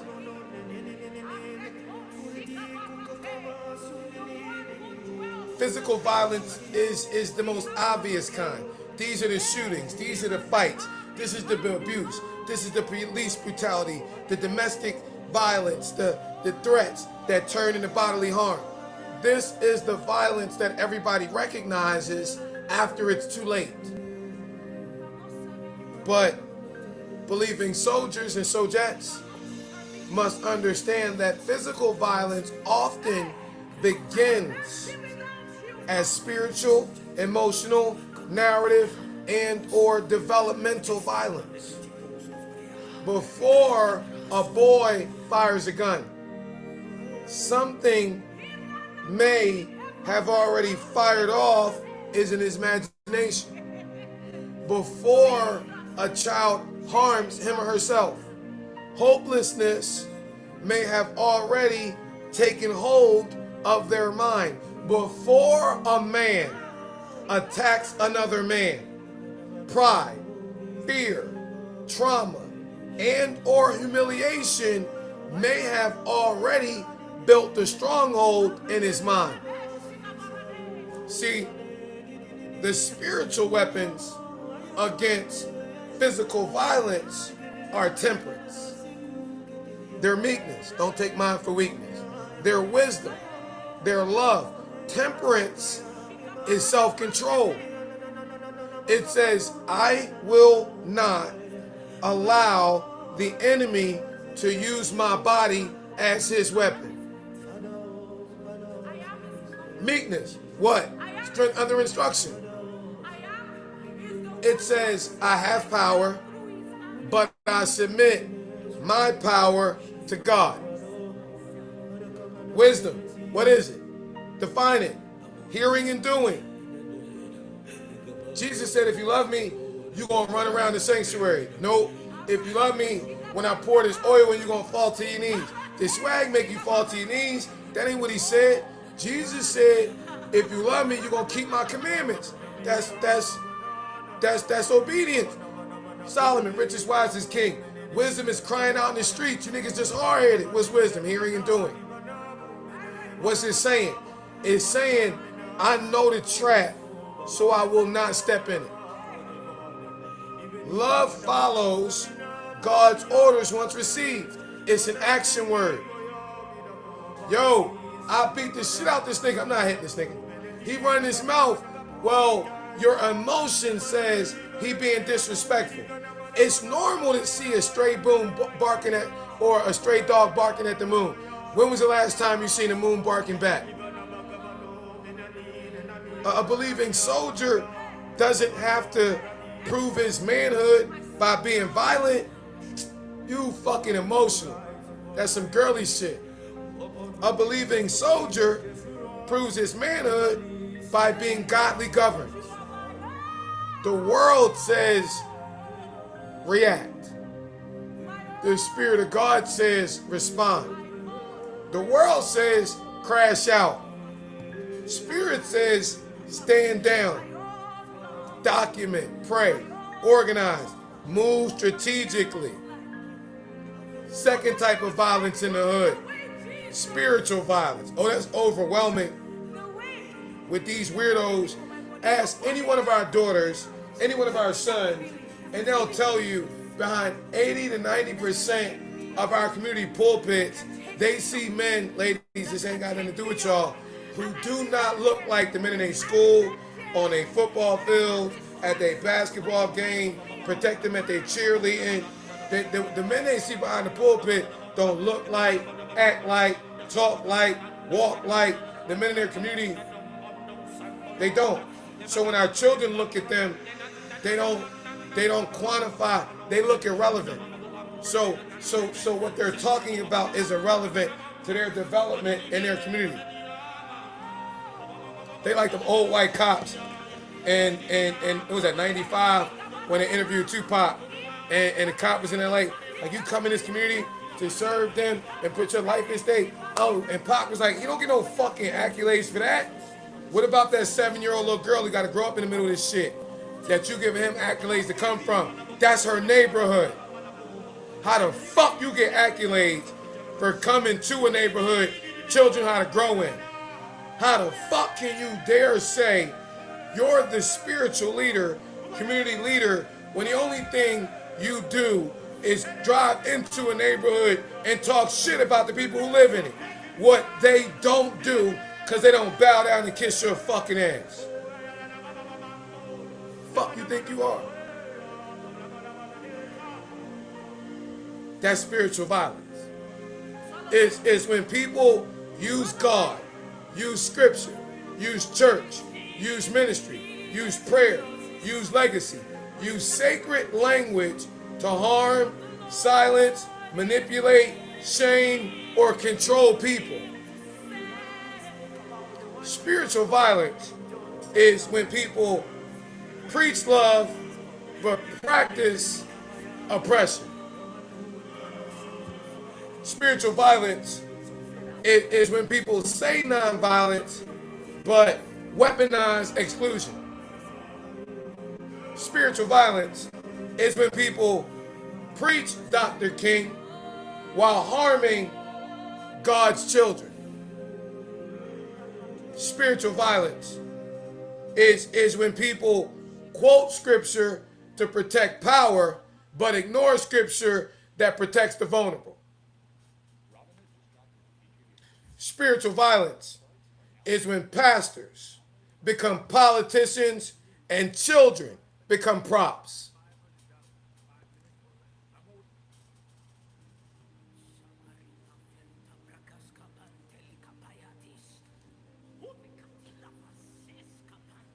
The spiritual weapons against spiritual violence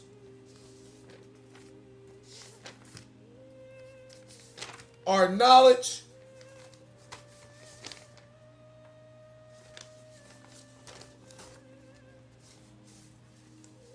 integrity,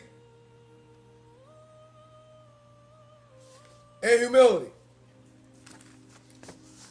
Knowledge is seeing a thing for what it truly is.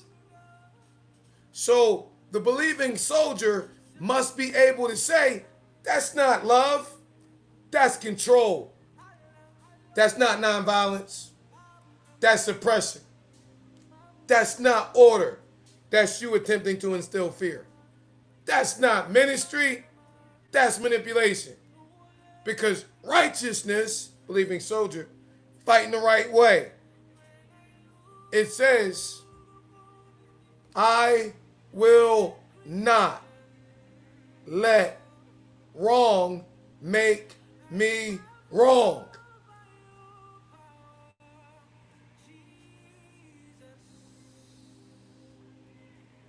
ML said his way, we fight hate with love. So we love their hating asses. Integrity. Let me teach you about it. What it causes us to assess situations and consistently act on what we believe is right.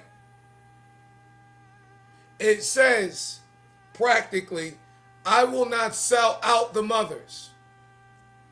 I'm not going to lie about the kids, and I'm not betraying my covenant, you coward, in Christ. Humility. Pop quiz, who won it? Keeping the heart open to receiving the word of God in all forms. I'm tired of grabbing the pages. Y'all go to believingsoldiers.com and download yours if you ain't got one. It means even while I confront spiritual violence, I'm going to stay teachable before God. That's how we fight spiritual violence. We expose it without becoming it. Violence type number 3. Political violence. This is when your bitch ass pastor, because he become a senator and you don't bow down to him, throw you out the church for exercising your constitutional right of freedom of speech. It's when he take a fuckboy that was taking a picture with you earlier, say you smacked him in front of the camera from the new digital system. Then he get the National Park Service to lie and say the cameras don't work, but that's only because he don't know I got footage inside of what used to be the old classroom showing it through digital system, and it's the same system you just showed where them people spray painted some shit. And you can't let none of that come out in federal court. So the federal government gonna withdraw its prosecution. But the civil court not. That's political violence. War or not, you pussy. Hey man, your pastor do it to you? Then so what? I'm suing him for intentional infliction of emotional distress. Even I, as prophetic as I am, you gotta endure hardship as a good soldier of Jesus Christ. Non-violence don't mean to sit down and shut up and let fucking take it. That's what they do. That's what they like to do. They like to sit down, shut up, bend over, and let a real man give it to them to take it. Well, I like to give it. The women, not men. So I ain't taking it from no fucking man. I don't give a fuck what position you got, because Jesus didn't. Matthew 18th chapter. He made it plain. He said, whoso the fuck ever cause trouble for these kids could kill themselves. That's what Jesus said. I ain't aggressive, it's in your text. Jesus said, anybody cause trouble for these kids who believe in me ought to wrap a millstone around their necks and jump in the depths of the sea. Political violence, because a nigga can't preach. You ain't got no bars, bitch. Well, I'll be dealing in your shit for a while. I'm really just getting started. I'm looking forward to this trial. Not really, I'm just looking forward to fucking with you up the trial.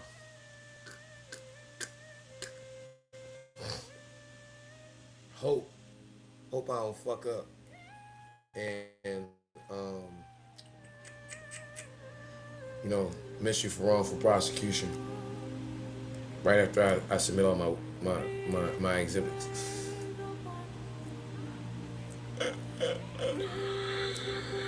Hey man, Warnock threatening me, y'all. I fear for my life. Fucking pussy. Politically violent bitch. So what, your brother was a corrupt cop moving work?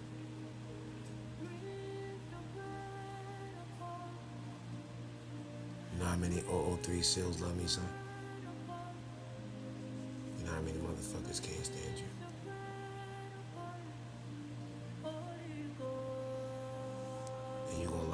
twice federally.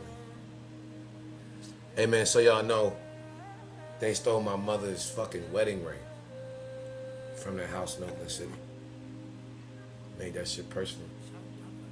Then just the motherfucking try to taunt me. I lost over $40,000 in hard cash on that deal with Billy's. And then Craig Simpson whole ass, cause he be over there in Morehouse and shit, taking it up the ass. These niggas is all bisexual, man. Y'all know this. Look at these niggas, man. They prettier than their wives. Their wives know they motherfucking husbands is freak boys. What? In my opinion. Gotta remember they keep adding that. That's what my judge's advocate said. In my opinion. But my opinion got some weight.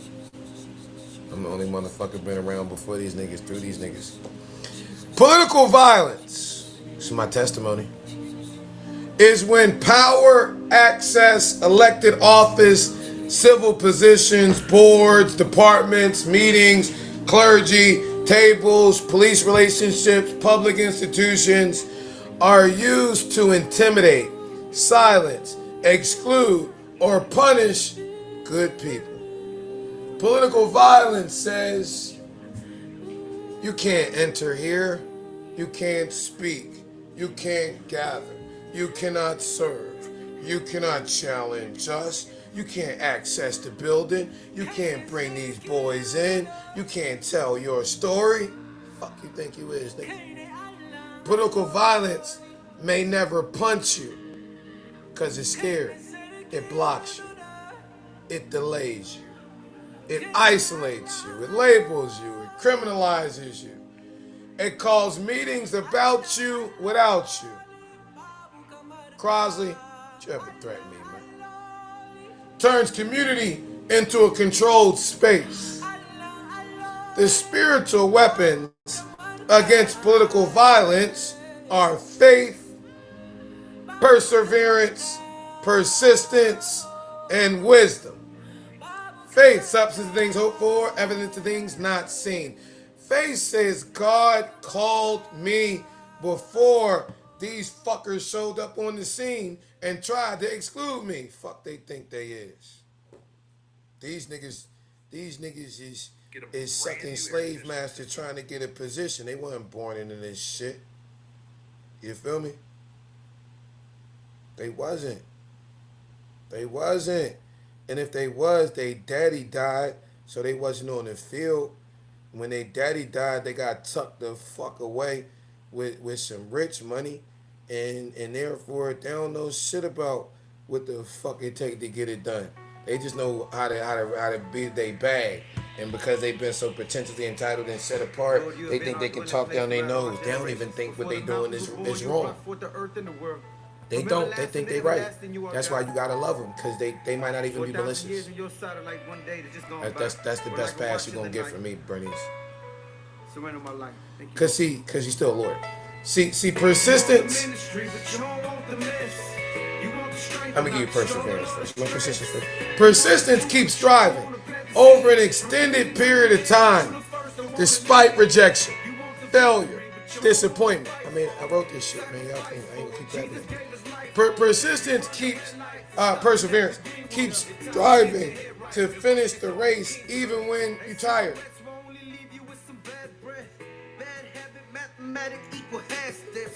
Wisdom hears and does. So when political violence tries to lock us out, we don't become lawless. We just that much more organized. That's what Reginald Chapel had. Said you aggressive. What's aggressive about me? Your camera. You got all my staff on camera in the cloud. I know.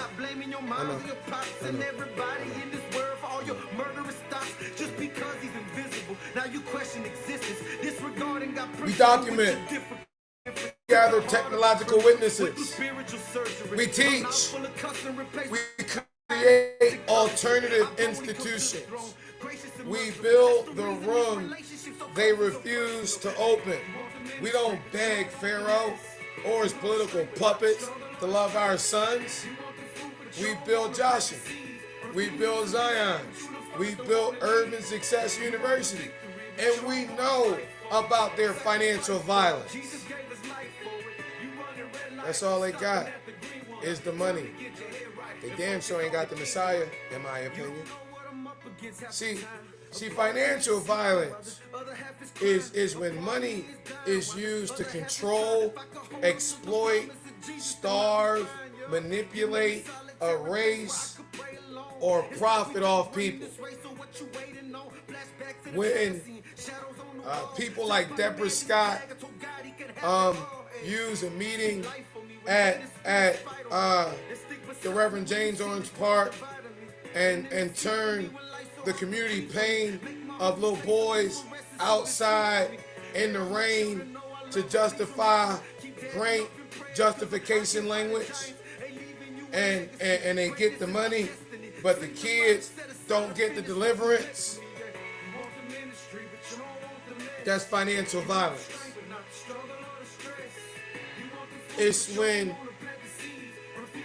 black suffering raises money, but black children still remain unsupported by those who raising the money off of. It's where donors get reports, politicians get pictures, clergy get platforms, and our youth get stale crumbs.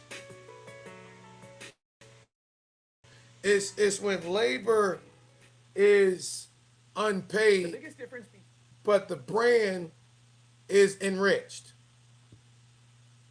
It's when economic dependency is used to silence truth. See the spiritual weapons against financial violence that y'all gonna have to pull out: hope, knowledge, integrity, and righteousness. Because hope is going to give you the inner image of Christ manifesting through and in our lives. It's going to let you to see yourself beyond the fuckery you're going to that. Hope says we're not permanently poor. You know, we the builders. We not broke. We just in between financial blessings.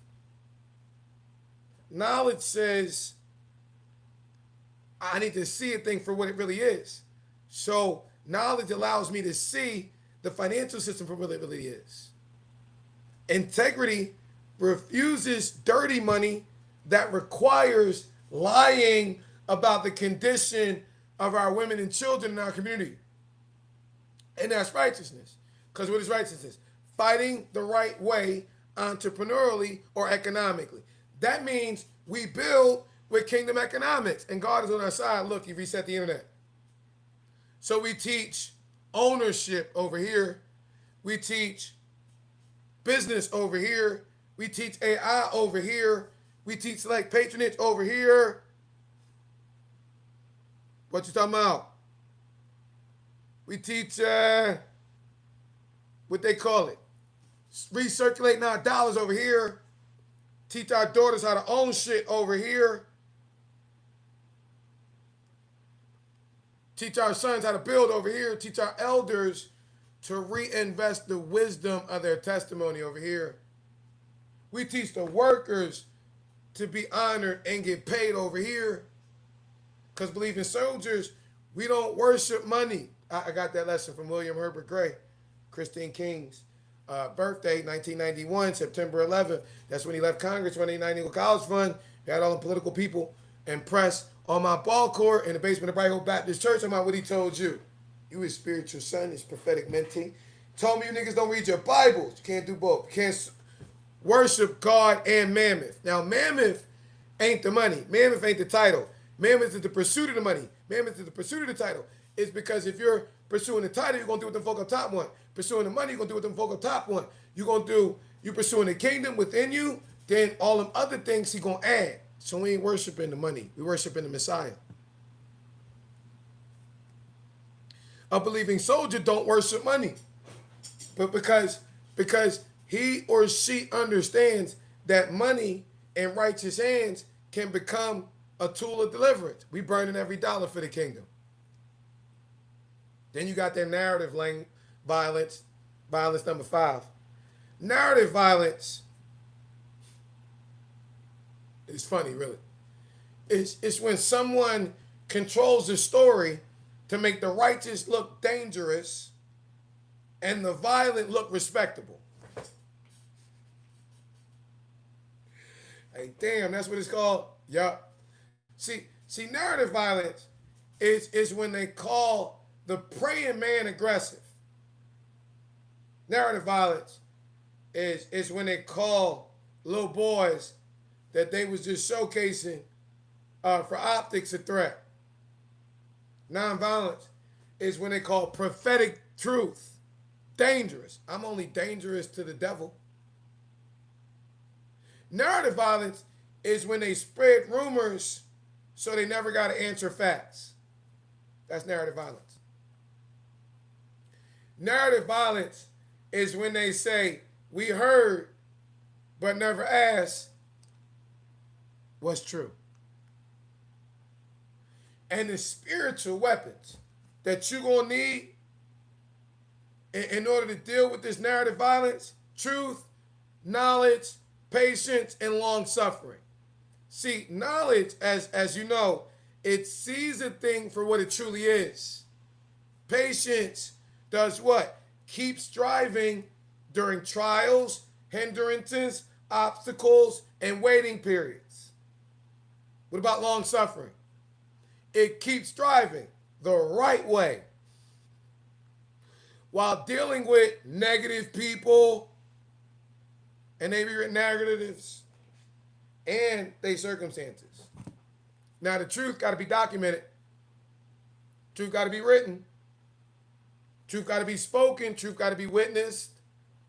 Truth got to be disciplined. Do not let narrative violence make you sloppy. Don't let a lie make you lie. Don't make an accusation make you reckless.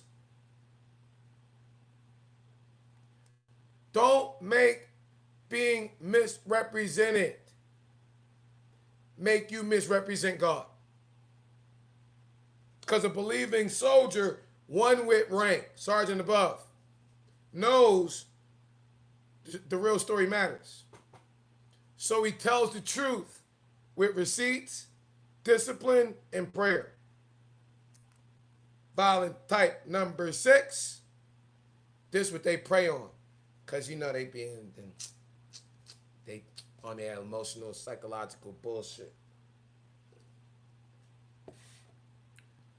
Emotional and psychological bullshit. That's what emotional and psychological violence is. That's what violence is. Bullshit. See, emotional violence is when it attacks the heart. Psychological violence attacks your mind. It's gaslighting. It's humiliation. It's manipulation. It's intimidation. It's isolation. It's constant accusation, public shaming, threats, confusion. Many people question what they saw, what they heard, and experienced. That's what it does. It's one of the main attacks against black boys, single mothers, elders, and prophetic leaders inside of our urban community. The enemy wants the children to behave like nobody cares. So it drills in the belief in their mind that nobody cares.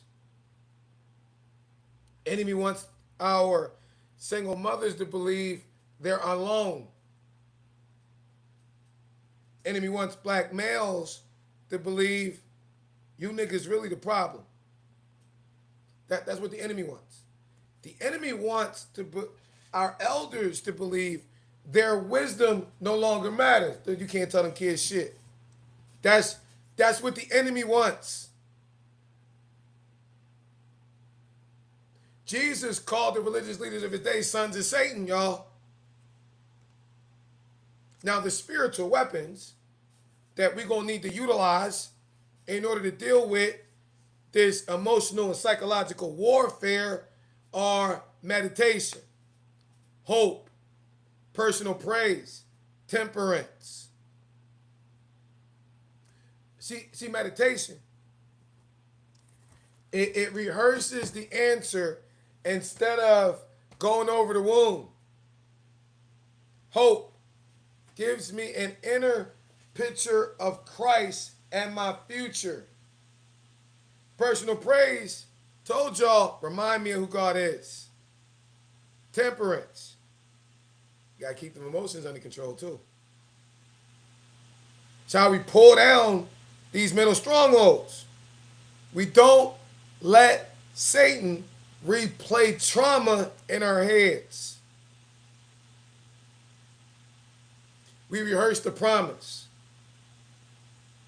We rehearse the word. We rehearse the identity he's shown us of us beyond us. We rehearse the purpose. We rehearse the deliverance. Because the mind is the battlefield. So the believing soldier must learn what you see me demonstrating, mental discipline. Violence type number 7. Developmental violence. Happened in the old 4th Ward. And Selena Butler Park. Last decade. Man, colonizer got so cocky they doing it again at the Reverend James Orange Park. Oh. Developmental violence is when systems interrupt the growth and development of God's children in their community. Forward back. It's when boys need mentoring, but instead Parks and Rec provides policing instead of programming. That's developmental violence. When girls need protection and instead get exploitation, that's developmental violence. When young people need mental health support but receive lectures, that's developmental violence. When children need safe buildings but are left in the rain, that's developmental violence. When youth departments are shut down, underfunded, erased, or politicized, developmental violence. When community men who show up are pushed away, that's developmental violence. The spiritual weapons against developmental violence that y'all gonna have to use, are endurance. You're gonna have to endure hardship. You're gonna have to endure developmental violence as a good soldier ranking up of Jesus Christ.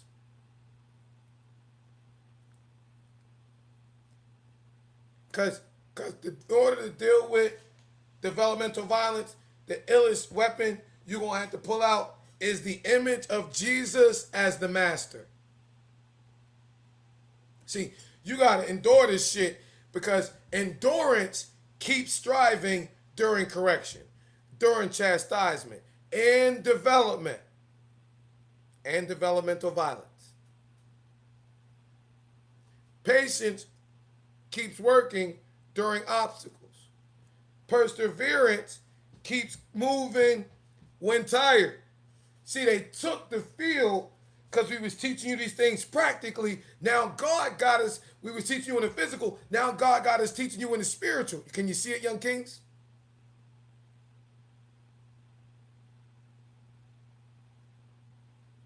Jesus as the master, teacher, trains disciples. So we combat developmental violence by building training systems. Shout out to the coaches, Believing Soldiers, JROTC Platoon, Joe Roberts Officers Training Corps, Urban Success University, Rites of Passage, mental health workshops, leadership training, custom cut suits, all that. AI training, business training, prayer discipline. That's a discipline.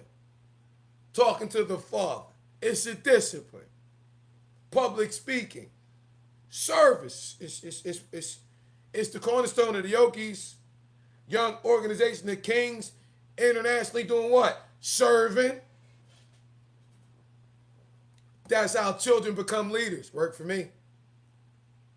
They got to be developed, not merely watched, not merely pushed or punished. Developed. Then we got the violence of institutional violence. What number we up to? 7? Number 8? Thank you. Motherfucker in the comment. Institutional violence.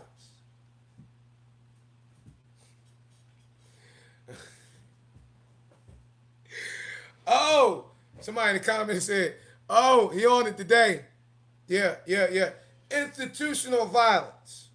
That's when organizations, churches, schools, foundations, city governments, park departments, boards, historic entities use their structure to harm people while avoiding personal and communal responsibility.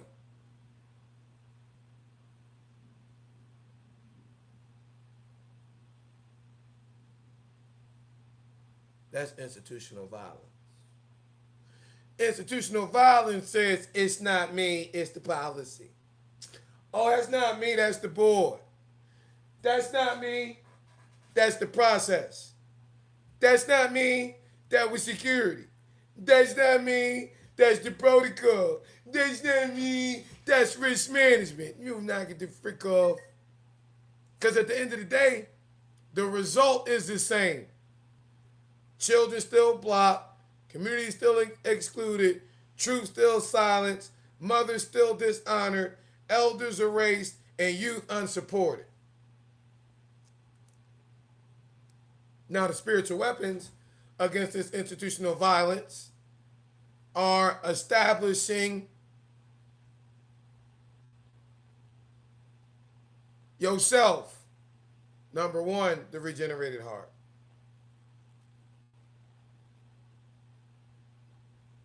Keeping strength and righteousness. That's what it takes for you to be established. 10 toes down. Steadfast and unmovable.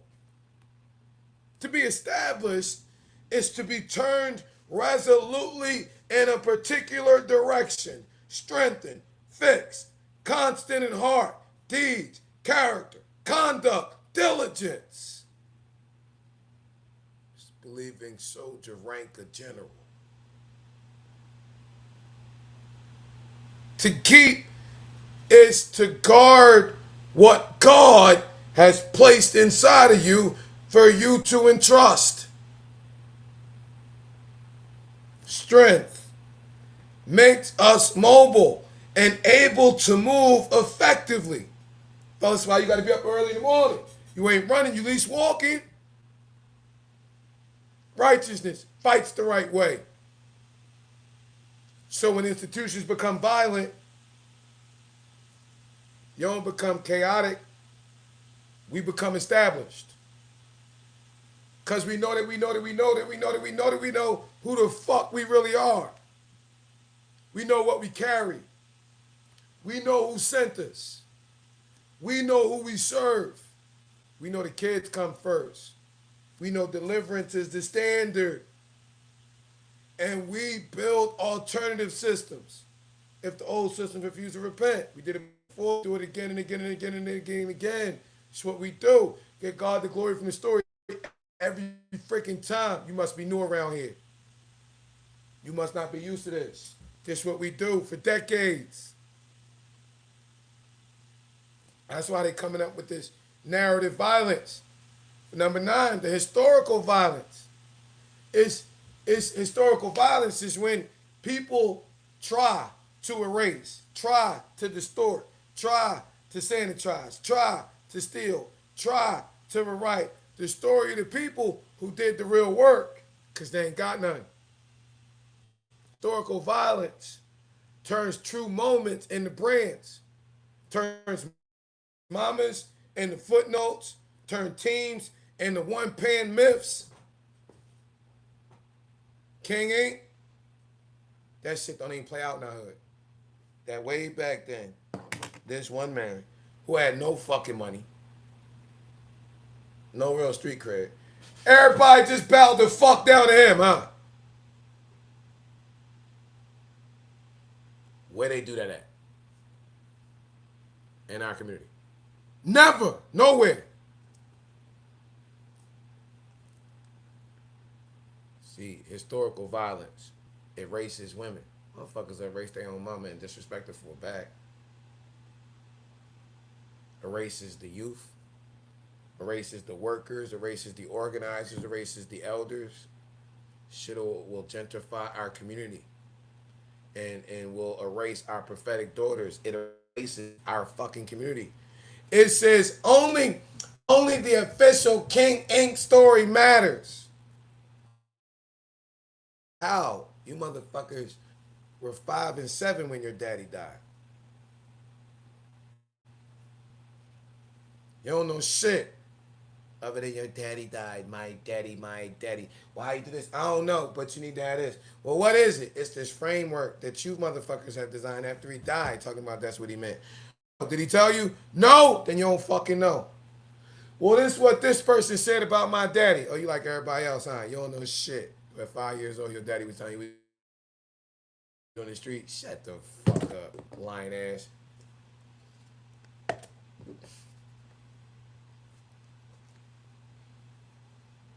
You know, got real remembrance. The Bible. The Bible is full of remembrance.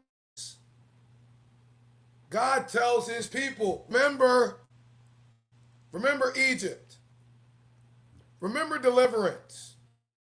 Remember the wilderness. Remember the covenant. Remember the fathers. Remember the mothers. Remember the stones. Remember the meals. The spiritual weapons against historical violence are study, knowledge, integrity, and hope. You know why? Because stuff like knowledge sees clearly and gives clarity. Integrity, as simplifies shit, refuse to lie. Hope carries the blueprint forward. Look at that bright hope. 3 generations running.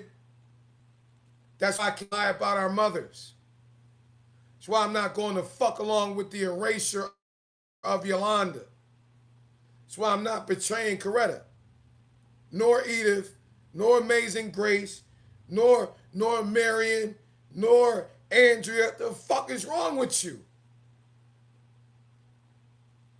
I can't pretend the youth department assignment didn't happen. It's been my life work. That's why I'm not selling Truth for Access. You niggas ain't got access. You need access to us. Your political shit folded. The new kids on the block are it's more millennials than baby boomers. You can't engage our kids. You can't deliver a young vote. You got to play all these games. You scared of shit. Of the fact you can't play these Republican, Democrat games because none of you niggas got any track records of service. You just been a part of the clique for too long. Fuck you and your clique. You gonna hurt who? Who? Who?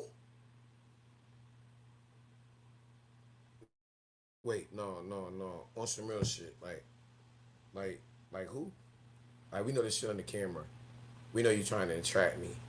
But we're not. Who you gonna hurt? Your staff. Who they gonna fuck up? Horace Jones. You gonna hurt me?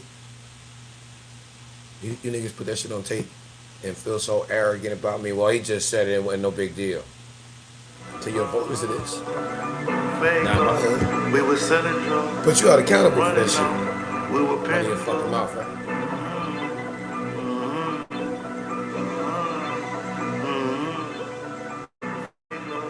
We were selling drugs. That's why the Joshua generation gotta learn the real story. Because whoever controls history controls their identity. They say they gonna do something to a nigga. I ain't one of them.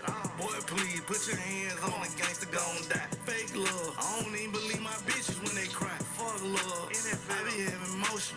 Buy that bitch a bag. Ain't no emotions. And I'm phantom with the helmet tuck. Yeah. And no one Angela.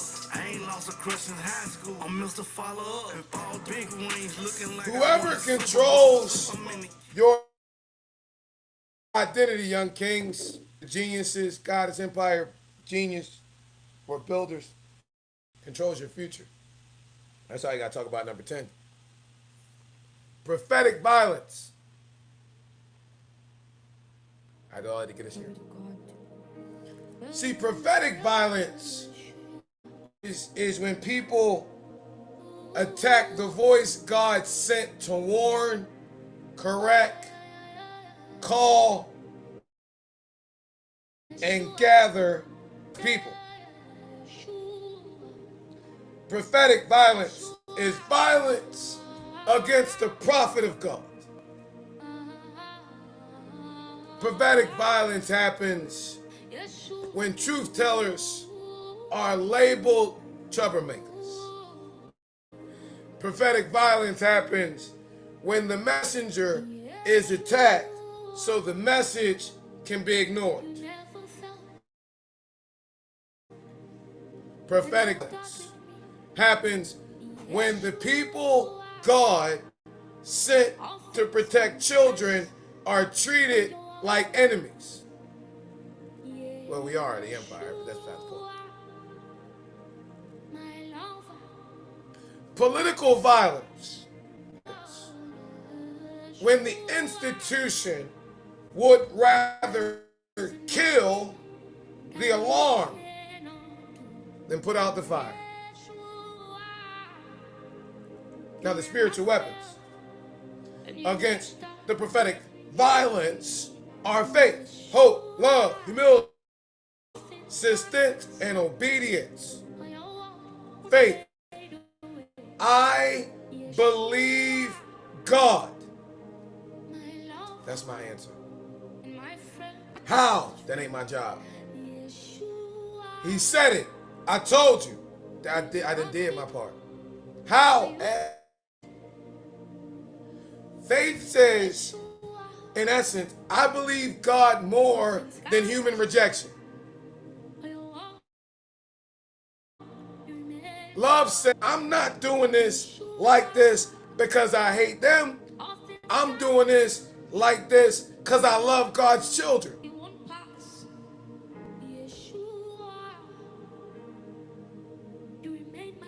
Only a dead fish swims with the current.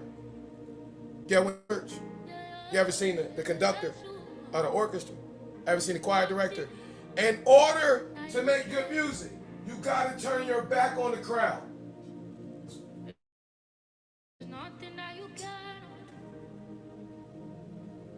Humility says, Lord, correct me while I correct what's wrong.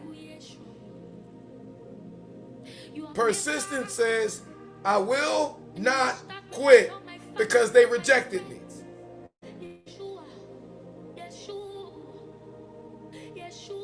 Obedience says, I follow orders from the heart.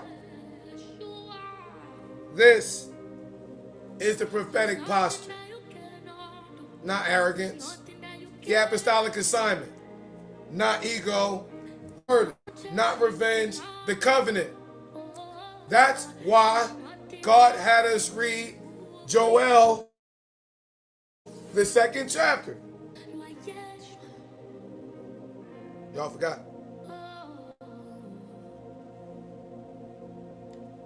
'28th verse. And it shall come to pass afterward. Let's chill right there.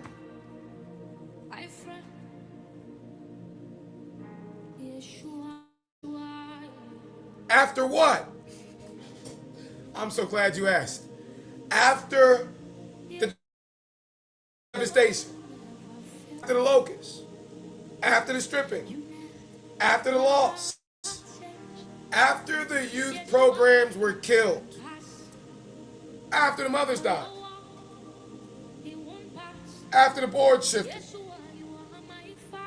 after sacred work has been politicized, after the children are ignored,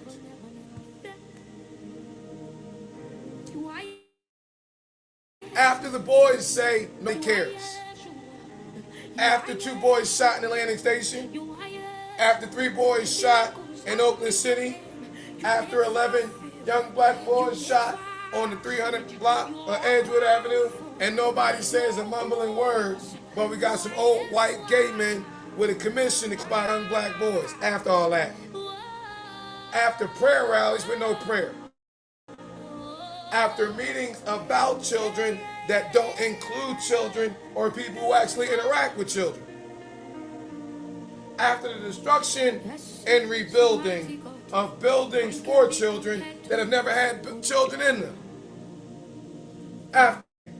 after the camera, after the political threats, after the police threats, after the spiritual violence, after the political violence, after the narrative violence, after the institutional violence, after the financial violence, after the historical violence, after the prophetic violence, God still standing. Afterward, God says, I will pour out my spirit. Means this is not the end. We really just get started. This is an afterward moment. I will pour out my spirit.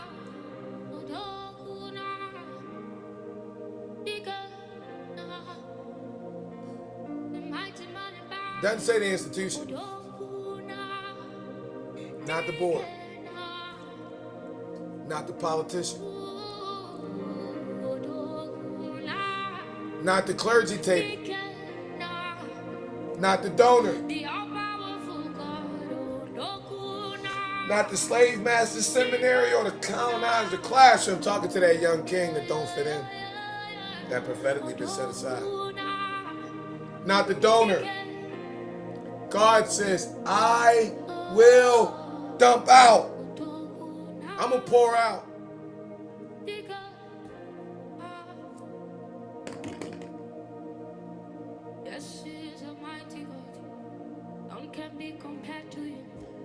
That's why the gatekeeper is so nervous. Because God bypassed them. God is not sprinkling a little religion on a few respectable few. He's pouring out his spirit on all flesh. All flesh means the people the politicians didn't invite. All flesh means the boys outside. All flesh means the boys and the daughters building businesses. All flesh means the elders still dreaming dreams. All flesh means the workers setting up chairs. All flesh means is the single mamas crying out in the middle of the night for bus fare to make it the fuck to work to feed her babies. So a check clear. All flesh means the young black male who's tired of being called dangerous because he's divinely directed. All flesh means the remnant that refuses to bow. God says your sons and your daughters will prophesy. God names children. Fuck you talking about? That means youth not extra. They are the evidence that the Spirit of God has fallen. See, when sons and daughters start prophesying, they start telling the truth. Everything in the dark start coming to light.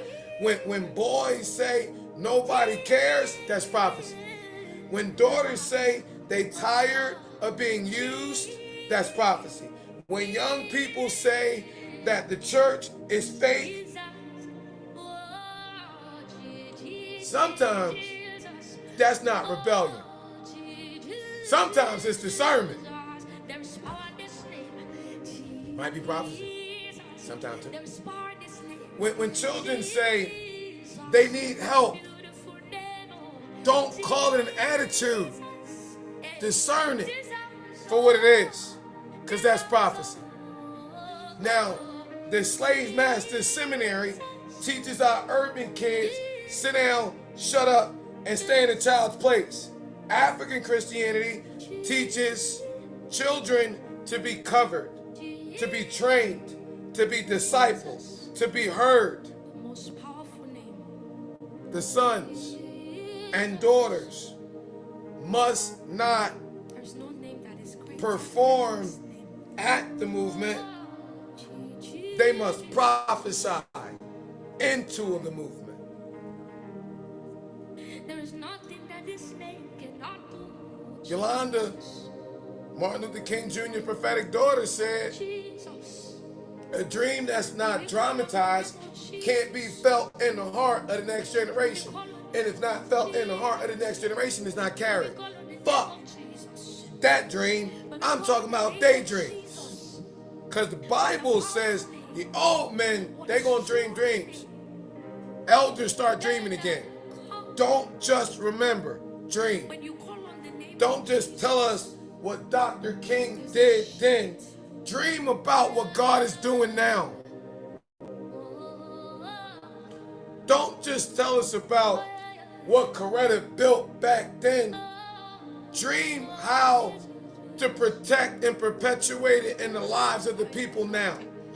Don't lie about what Yolanda built. You ain't got to dream about it. You watching this shit live in the living color. But why don't you donate? Why don't you sow? Why don't you support the continuation of her youth assignment playing out in the next generation I'm passing the baton to, instead of trying to hunt them down and offer a check to sell a fuck out, Bernice. I'm tired of my daughter saying this shit. Stop talking about the work of Leon Howard Sullivan. Yes, Bernice lied at InvestFest 2024. Did she misunderstand? Did she lie? I don't fucking know. I know her daddy ain't had no economic movement. I know it was select patronage. I know it was 403 preachers. The reason why I did 403 paper church business directors, not no 103, whatever the fuck you wanted to be. So they want to water shit down so they can do a surface, because they'll never put the work in to keep it going. So lie about Martin Luther King Jr., you have a right. But keep my motherfucking spiritual parents out your mouth with your lying asses.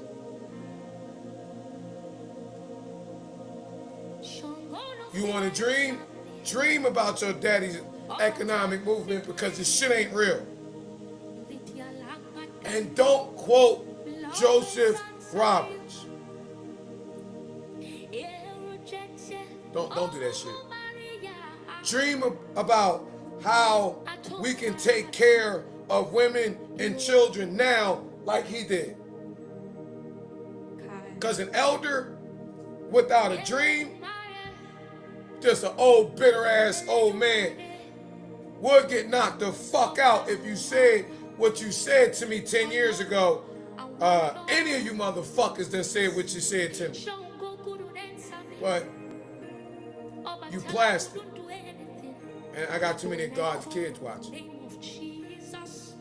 My sons, the ones you trying to push into prison. You know, the ones that God said they're going to see dreams. You and your young men, they're going to see visions. This is war. This is the war. The war isn't over your political pulpit, you pussies. The war is over the vision that young black men have of themselves. Because if the street give them a vision, then the street gets soldiers. If the prison gives them a vision, then the prison gets bodies. If porn gives them a vision, then our women get harmed.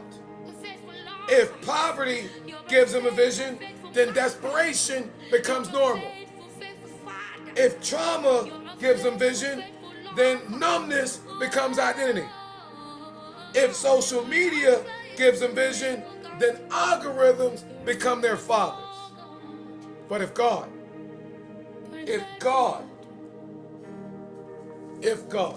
when God gives young men vision, the community gets builders. This is why the JROTC platoon, the Joe Roberts Officers Training Corps platoon of the Believing Soldier Battalion matters. Because the Joe Roberts Officers Training Corps is not merely a program, it's a vision factory. It trains young men to see. See what? See God. Not in the sky, in here. See self. See the enemy. See their apostolic assignment. See their faith-filled future. See the institutional traps. See the strongholds. See the satanic weapons and their spirituals. See Zion. See deliverance. Oh, God says, not the politicians. Oh, my men servants. Oh, my maid servant. God pours out his spirit on the workers, the overlooked, the underpaid, the laborers, the mothers, the aunties, the volunteers, the coaches, the drivers, the ones doing the work while them folk taking pictures. This means God honors the people that the institutions exploit. That's why the kingdom economy matters. Because workers got to be honored. Students got to be paid. Willie Watkins, pay your fucking bills. Kenny Waller, John Bailey, FCS Ministries. Pay your bills, bitches. See, mothers got to be covered. Servants got to be seen. The spirit don't fall on them folk rocking the mic. Well, some of y'all. The spirit falls on the ones carrying the chairs, blood and fire and pillar of smoke. Now God shows signs. Blood, fire, smoke. This is the urban context. You don't see it. Blood in the streets. Fire in the heart. Smoke in the atmosphere. Smoke from trauma. Smoke from grief. Smoke from weed. Smoke from riots. Smoke from lies. Smoke from church hurt. Smoke from political confusion. Smoke from children breathing in the aftermath of adult failure. God does not pour his spirit after all the smoke clears. God pulls his spirit while the smoke is still in the air. This means our assignment is not to wait for perfect conditions. Our assignment is to raise believing soldiers in the middle of blood, fire, and smoke.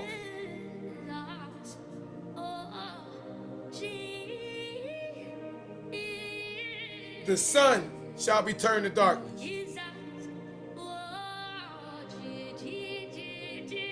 The sun, when we think about it, it's supposed to give light. So when the sun turns dark, trust systems stop guiding the people. When the church goes dark, when it protects power more than God's children, lights out on the niggas, you feel me? Like that though. The school goes dark when it manages black children instead of raising and educating them. The city government goes dark when it talks about youth, youth. The nonprofit goes dark when it fundraises on pain without producing deliverance. The seminary goes dark when it preaches to be accepted, to be acceptable, to be acknowledged by the empire instead of being faithful to God. And when the old lights get turned out, just like on May 19th, 2026, when God took us from SEO to GEO, when he reset the internet, when the old lights go out, God gives a new vision. Young men, they seeing visions. And moon into blood. Now hold on. Because the moon doesn't give light. That's what the sun do. The moon reflects light. So when the moon turns to blood,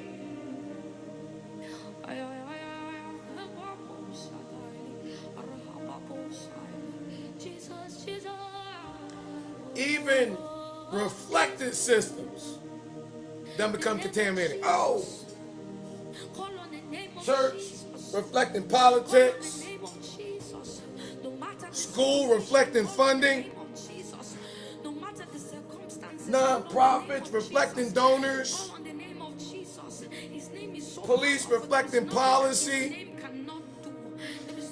media reflects power, family reflects trauma. That means everything shining is not holy. Everything historic is not righteous. Everything branded nonviolence is not nonviolent. What you see? Everything called community ain't community. Come on now, stop playing with me. Everything called prayer is not prayer. Some folks talking about they praying on the community. They is. They not P-R-A-Y-I-N-G for the community. They P-R-E-Y-I-N-G on the community. Y'all know everything called safety ain't safety. The moon, instead of reflecting light, can reflect blood. So the people need discernment. Now this the good part. This is the shouting part. I know. I'm gonna get y'all going. It's last Sabbath of the year. People getting all out early. Get what he said. Obatala couldn't do anything, but when I called on the name of Jesus, he did it for me. You're a faithful God. You're a faithful God. Whoever You're a faithful God. calls on the name of the Lord, You're a faithful God. whoever, You're a faithful God. suicidal boy, You're a faithful God. angry young man, single mama, You're a grieving faithful elder, God. black male tired of being accused, You're a faithful daughter God. tired of being exploited, Yeah. worker tired of being ignored, prophet tired of being attacked, child tired of standing outside. It don't matter. Whoever, and then mama and them calls faithful, faithful Father. shall be saved. You're a faithful, faithful lover. Save means rescue. You're a faithful, Save faithful God. means deliver. You're a faithful God. Save means preserved. You're a Save faithful God. means healed. You're a faithful God. Save means You're a restored. faithful God. Saved means brought through. You're a faithful God. Saves means set into purpose. Oh, you're a faithful, faithful. Saved is not just You're a faithful, sent to heaven later. Father. It's delivered Never leave me behind. and deliverance now. You always come through for me. In Mount Zion, You're a faithful God. You're a faithful God. and You never give up on me. You're a faithful, faithful God. I have seen Mount what Zion. you can do. I have seen your power in my life. I've seen your glory. and in Jerusalem there shall be God, you're a faithful God. Nobody could answer me when you did, Jesus, and you always come through. great deliverance. You're a faithful God. You're a faithful, faithful Father. This is the standard. Shangono Firansa. Deliverance, Obatala couldn't do anything. not optics, Only the not branding, Could not always answer fundraising, not legacy theater, not ceremonies, not speeches. Deliverance. Acto Farachi. Pioke. If it is Zion, children should be delivered there. Oba. If it's Zion, Atere. sons should see vision there. Oba. Oba. If it's Zion, daughters should prophesy there. If it's Zion, elders should dream there. If it's Zion, workers should be honored there. Shango couldn't answer me. If it's Zion, single Obatala mothers couldn't do anything. should find covering there. What the mention of the name of Jesus. If it's Zion, It did black for males should find is a faithful God. disciplined discipleship there Is a faithful without demonization. God. Thank you, Jesus. Is a faithful God. You never give up on me. Oh, If it's Zion, you're a the faithful red gather there. God. I have seen what you can do. I have seen your power Because in my if life. there I've is seen no your glory. deliverance, You're a faithful God. then don't call it Zion. You're a faithful God. Nobody could Urban answer Success me. University Jesus, and you always come through. is Zion, You're a faithful God. the believing You're a soldiers. faithful, faithful Father. Zion, the Kingdom Marketplace. Zion, Christ Platoon. Zion, JROTC Platoon. Zion, the Yogis, Young Organization of Kings, Internationally Serving. Zion, Would always answer among the remnant whom the Lord calls. The remnant. Now the Spirit falls on everybody. But the remnant is not everybody. We don't fuck with you folk like that. We love you folk. We don't fuck with you folk like that. Folks is wicked as fuck. You can repent and we might, we forgive you. We're not forgetting them. Oba, Oba, Oba, Because the remnant, not everybody. Oba, Oba. The remnant is who remains faithful after the devastation. The remnant, we ain't got the biggest building. We ain't got the biggest budget. Might not be invited to the clergy breakfast. The remnant might not be on the official program. But the remnant, we gonna be outside in the rain when the niggas ain't. The remnant, we might be in the rain. The remnant might be in the park. We might be with the sons, might be with the daughters, might be with the mothers. We might be with the elders. We might be with the JROTC platoon. You know the remnant is kicking it with the geniuses. The remnant may be the ones who refuse to lie about the mamas. Remnant might just be the ones who refuse to sell our youth for access. And understand, man, the remnant is not validated by invitation. We've been prophetically positioned by God. And we are how he get glory from the story. See, God gets glory. So the sequence in when violence doesn't make us violent. God gets glory when the attack becomes a training manual. God gets glory when what Satan meant for evil, God makes a case study for the Joshua generation, practical application of believing soldiers' spiritual weapons. Warnock can't stand this training. Neither can Bernice.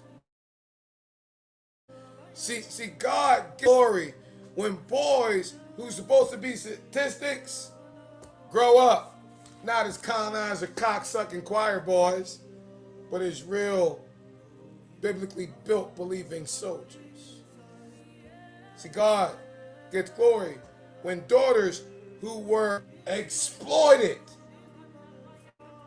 by them clowns become prophetic prophetesses and prophetic princess class. We went through, yeah, I can't believe they made me do that. God gets glory when single mamas who were supposed to be exhausted become covered and equipped. God gets glory when elders who were supposed to be forgotten begin dreaming again. Yeah. See, God gets glory when black men who were supposed to be labeled aggressive become the disciplined spiritual officer. Oh, y'all ready to rank up? Coming out of the classroom, teach like this. Vaps one do.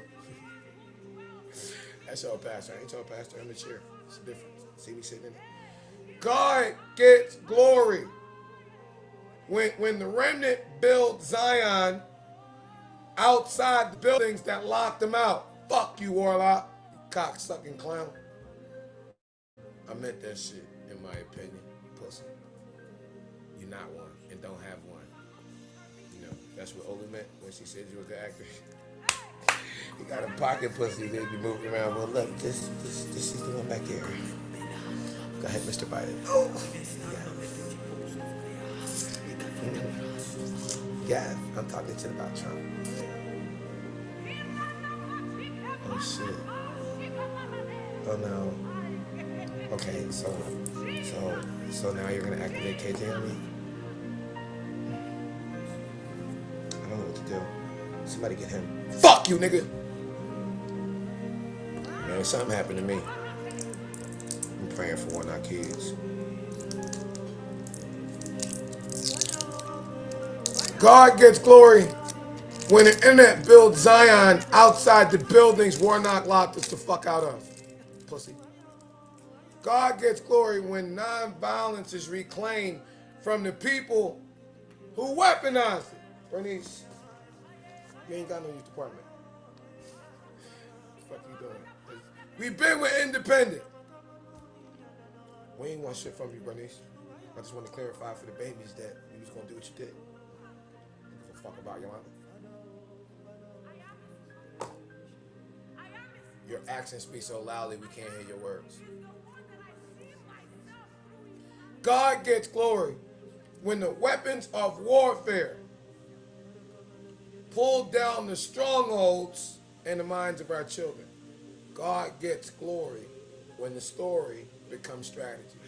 And for the past 4 years, we've been riding this documentary out. 20 years at the King Center since Cynthia and Coretta. What a fucking story. Bernice, Warnock, Isaac, you fucked it all up. Fucked it all up. 2005, we lost Shirley Chisholm, Cynthia Dolores Nodis Tucker, Rosa Parks, Coretta Scott King. Bernice, you're dumb. You divinely dumb, Bernice.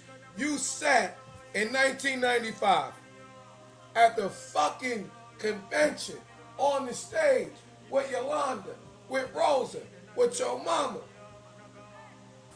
20 years celebrating the founders of National Political Congress of Black Women. You ain't got no fucking sense to see I done gave Mayor Cheryl Parker the Cynthia Dolores Nodis Tucker Award on King Holiday last time it was the King Holiday for that shit get erased.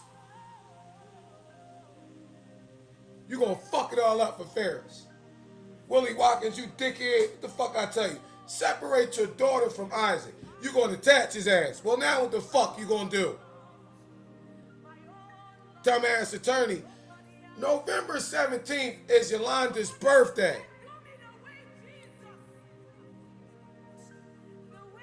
You ain't pay attention to October 23rd, Martin Luther King III's birthday, when I was at the King Center. And Bernice, you too busy. Your staff asked me about Yolanda's funeral or death on camera. It don't add the fuck up. Philip, fuck you. You think these motherfucking Marine Corps sniper, murderistic motherfucking intelligence, brothers of mine around the fucking world, especially in Africa, would have me talking to you like this if they had this shit figured the fuck out? Everybody know. I'm gonna tell you why I'm leaving y'all the fuck alone. Because I don't want to be involved in the public telling. I'm gonna prophetically leave this shit the fuck alone. Y'all niggas gonna have who fucked up during FIFA. Stop trying to hire executionists with children for me. That shit don't work. And don't get reckless.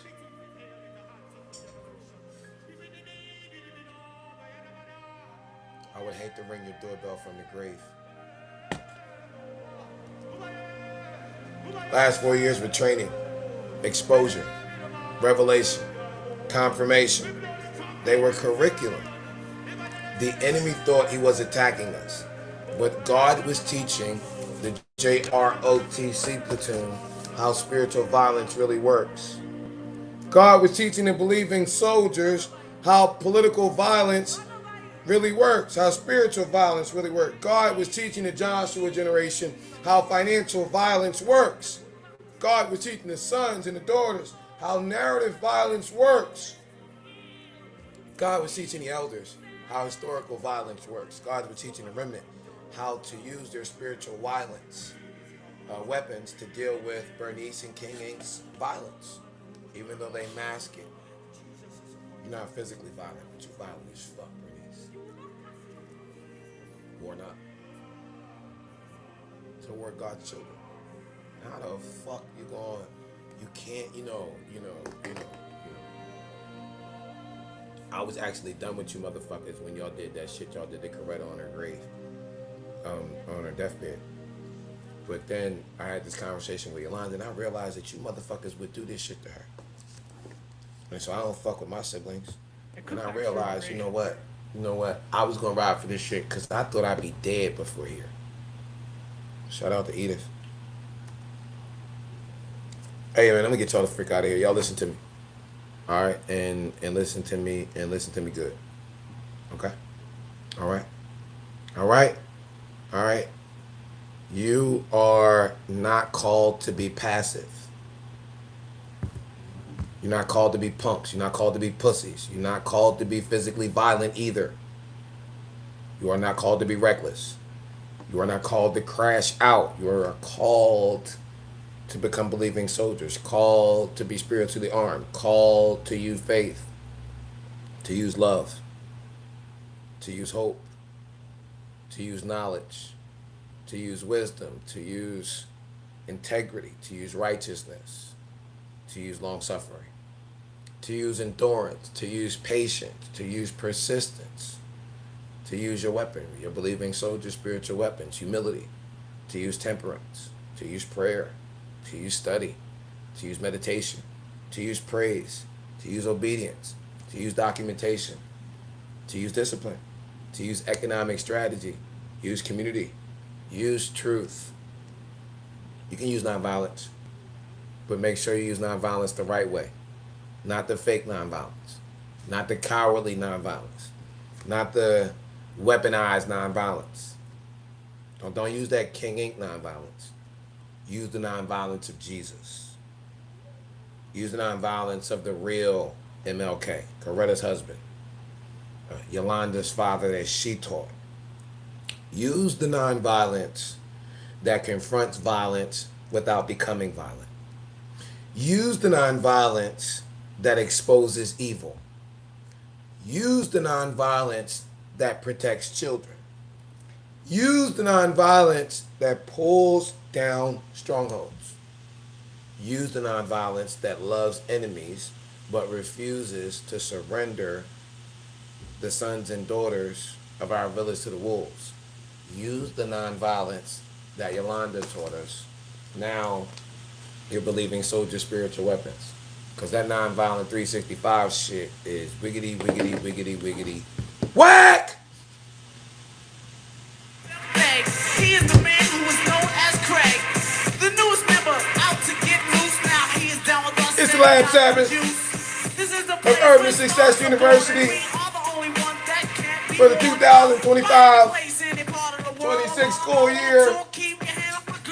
June 6, 2026. Steen K, Believing Soldier Training, Joshua Generation Rising. People trying to understand what happened on Auburn Avenue.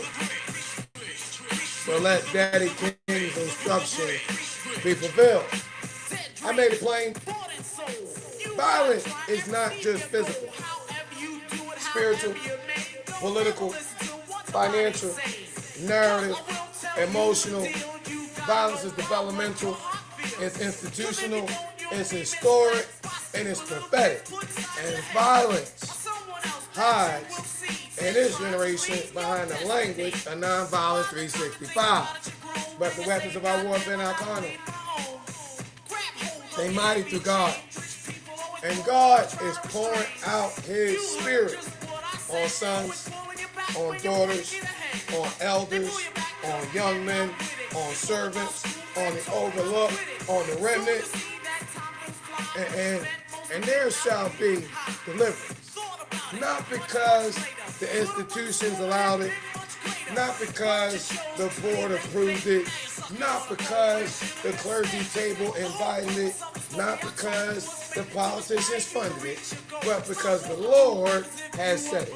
And among the remnant who the Lord calls, there shall be deliverance. So believing soldiers, go in, fill up, get them orders, use them weapons, protect them children, honor them mothers, respect them elders, train them youth, hear them daughters, expose them strongholds, build Zion, and let no violent people make you violent. Fucking king look like crashing out on a con out of the classroom clown. It's Sabbath. It's Saturday. Time, 3 hours straight. It's 15. We dismiss. Love y'all as much as the Father. On behalf of the Father, have an amazing day on purpose. Never forget the Father made each and every single one of you amazing on purpose.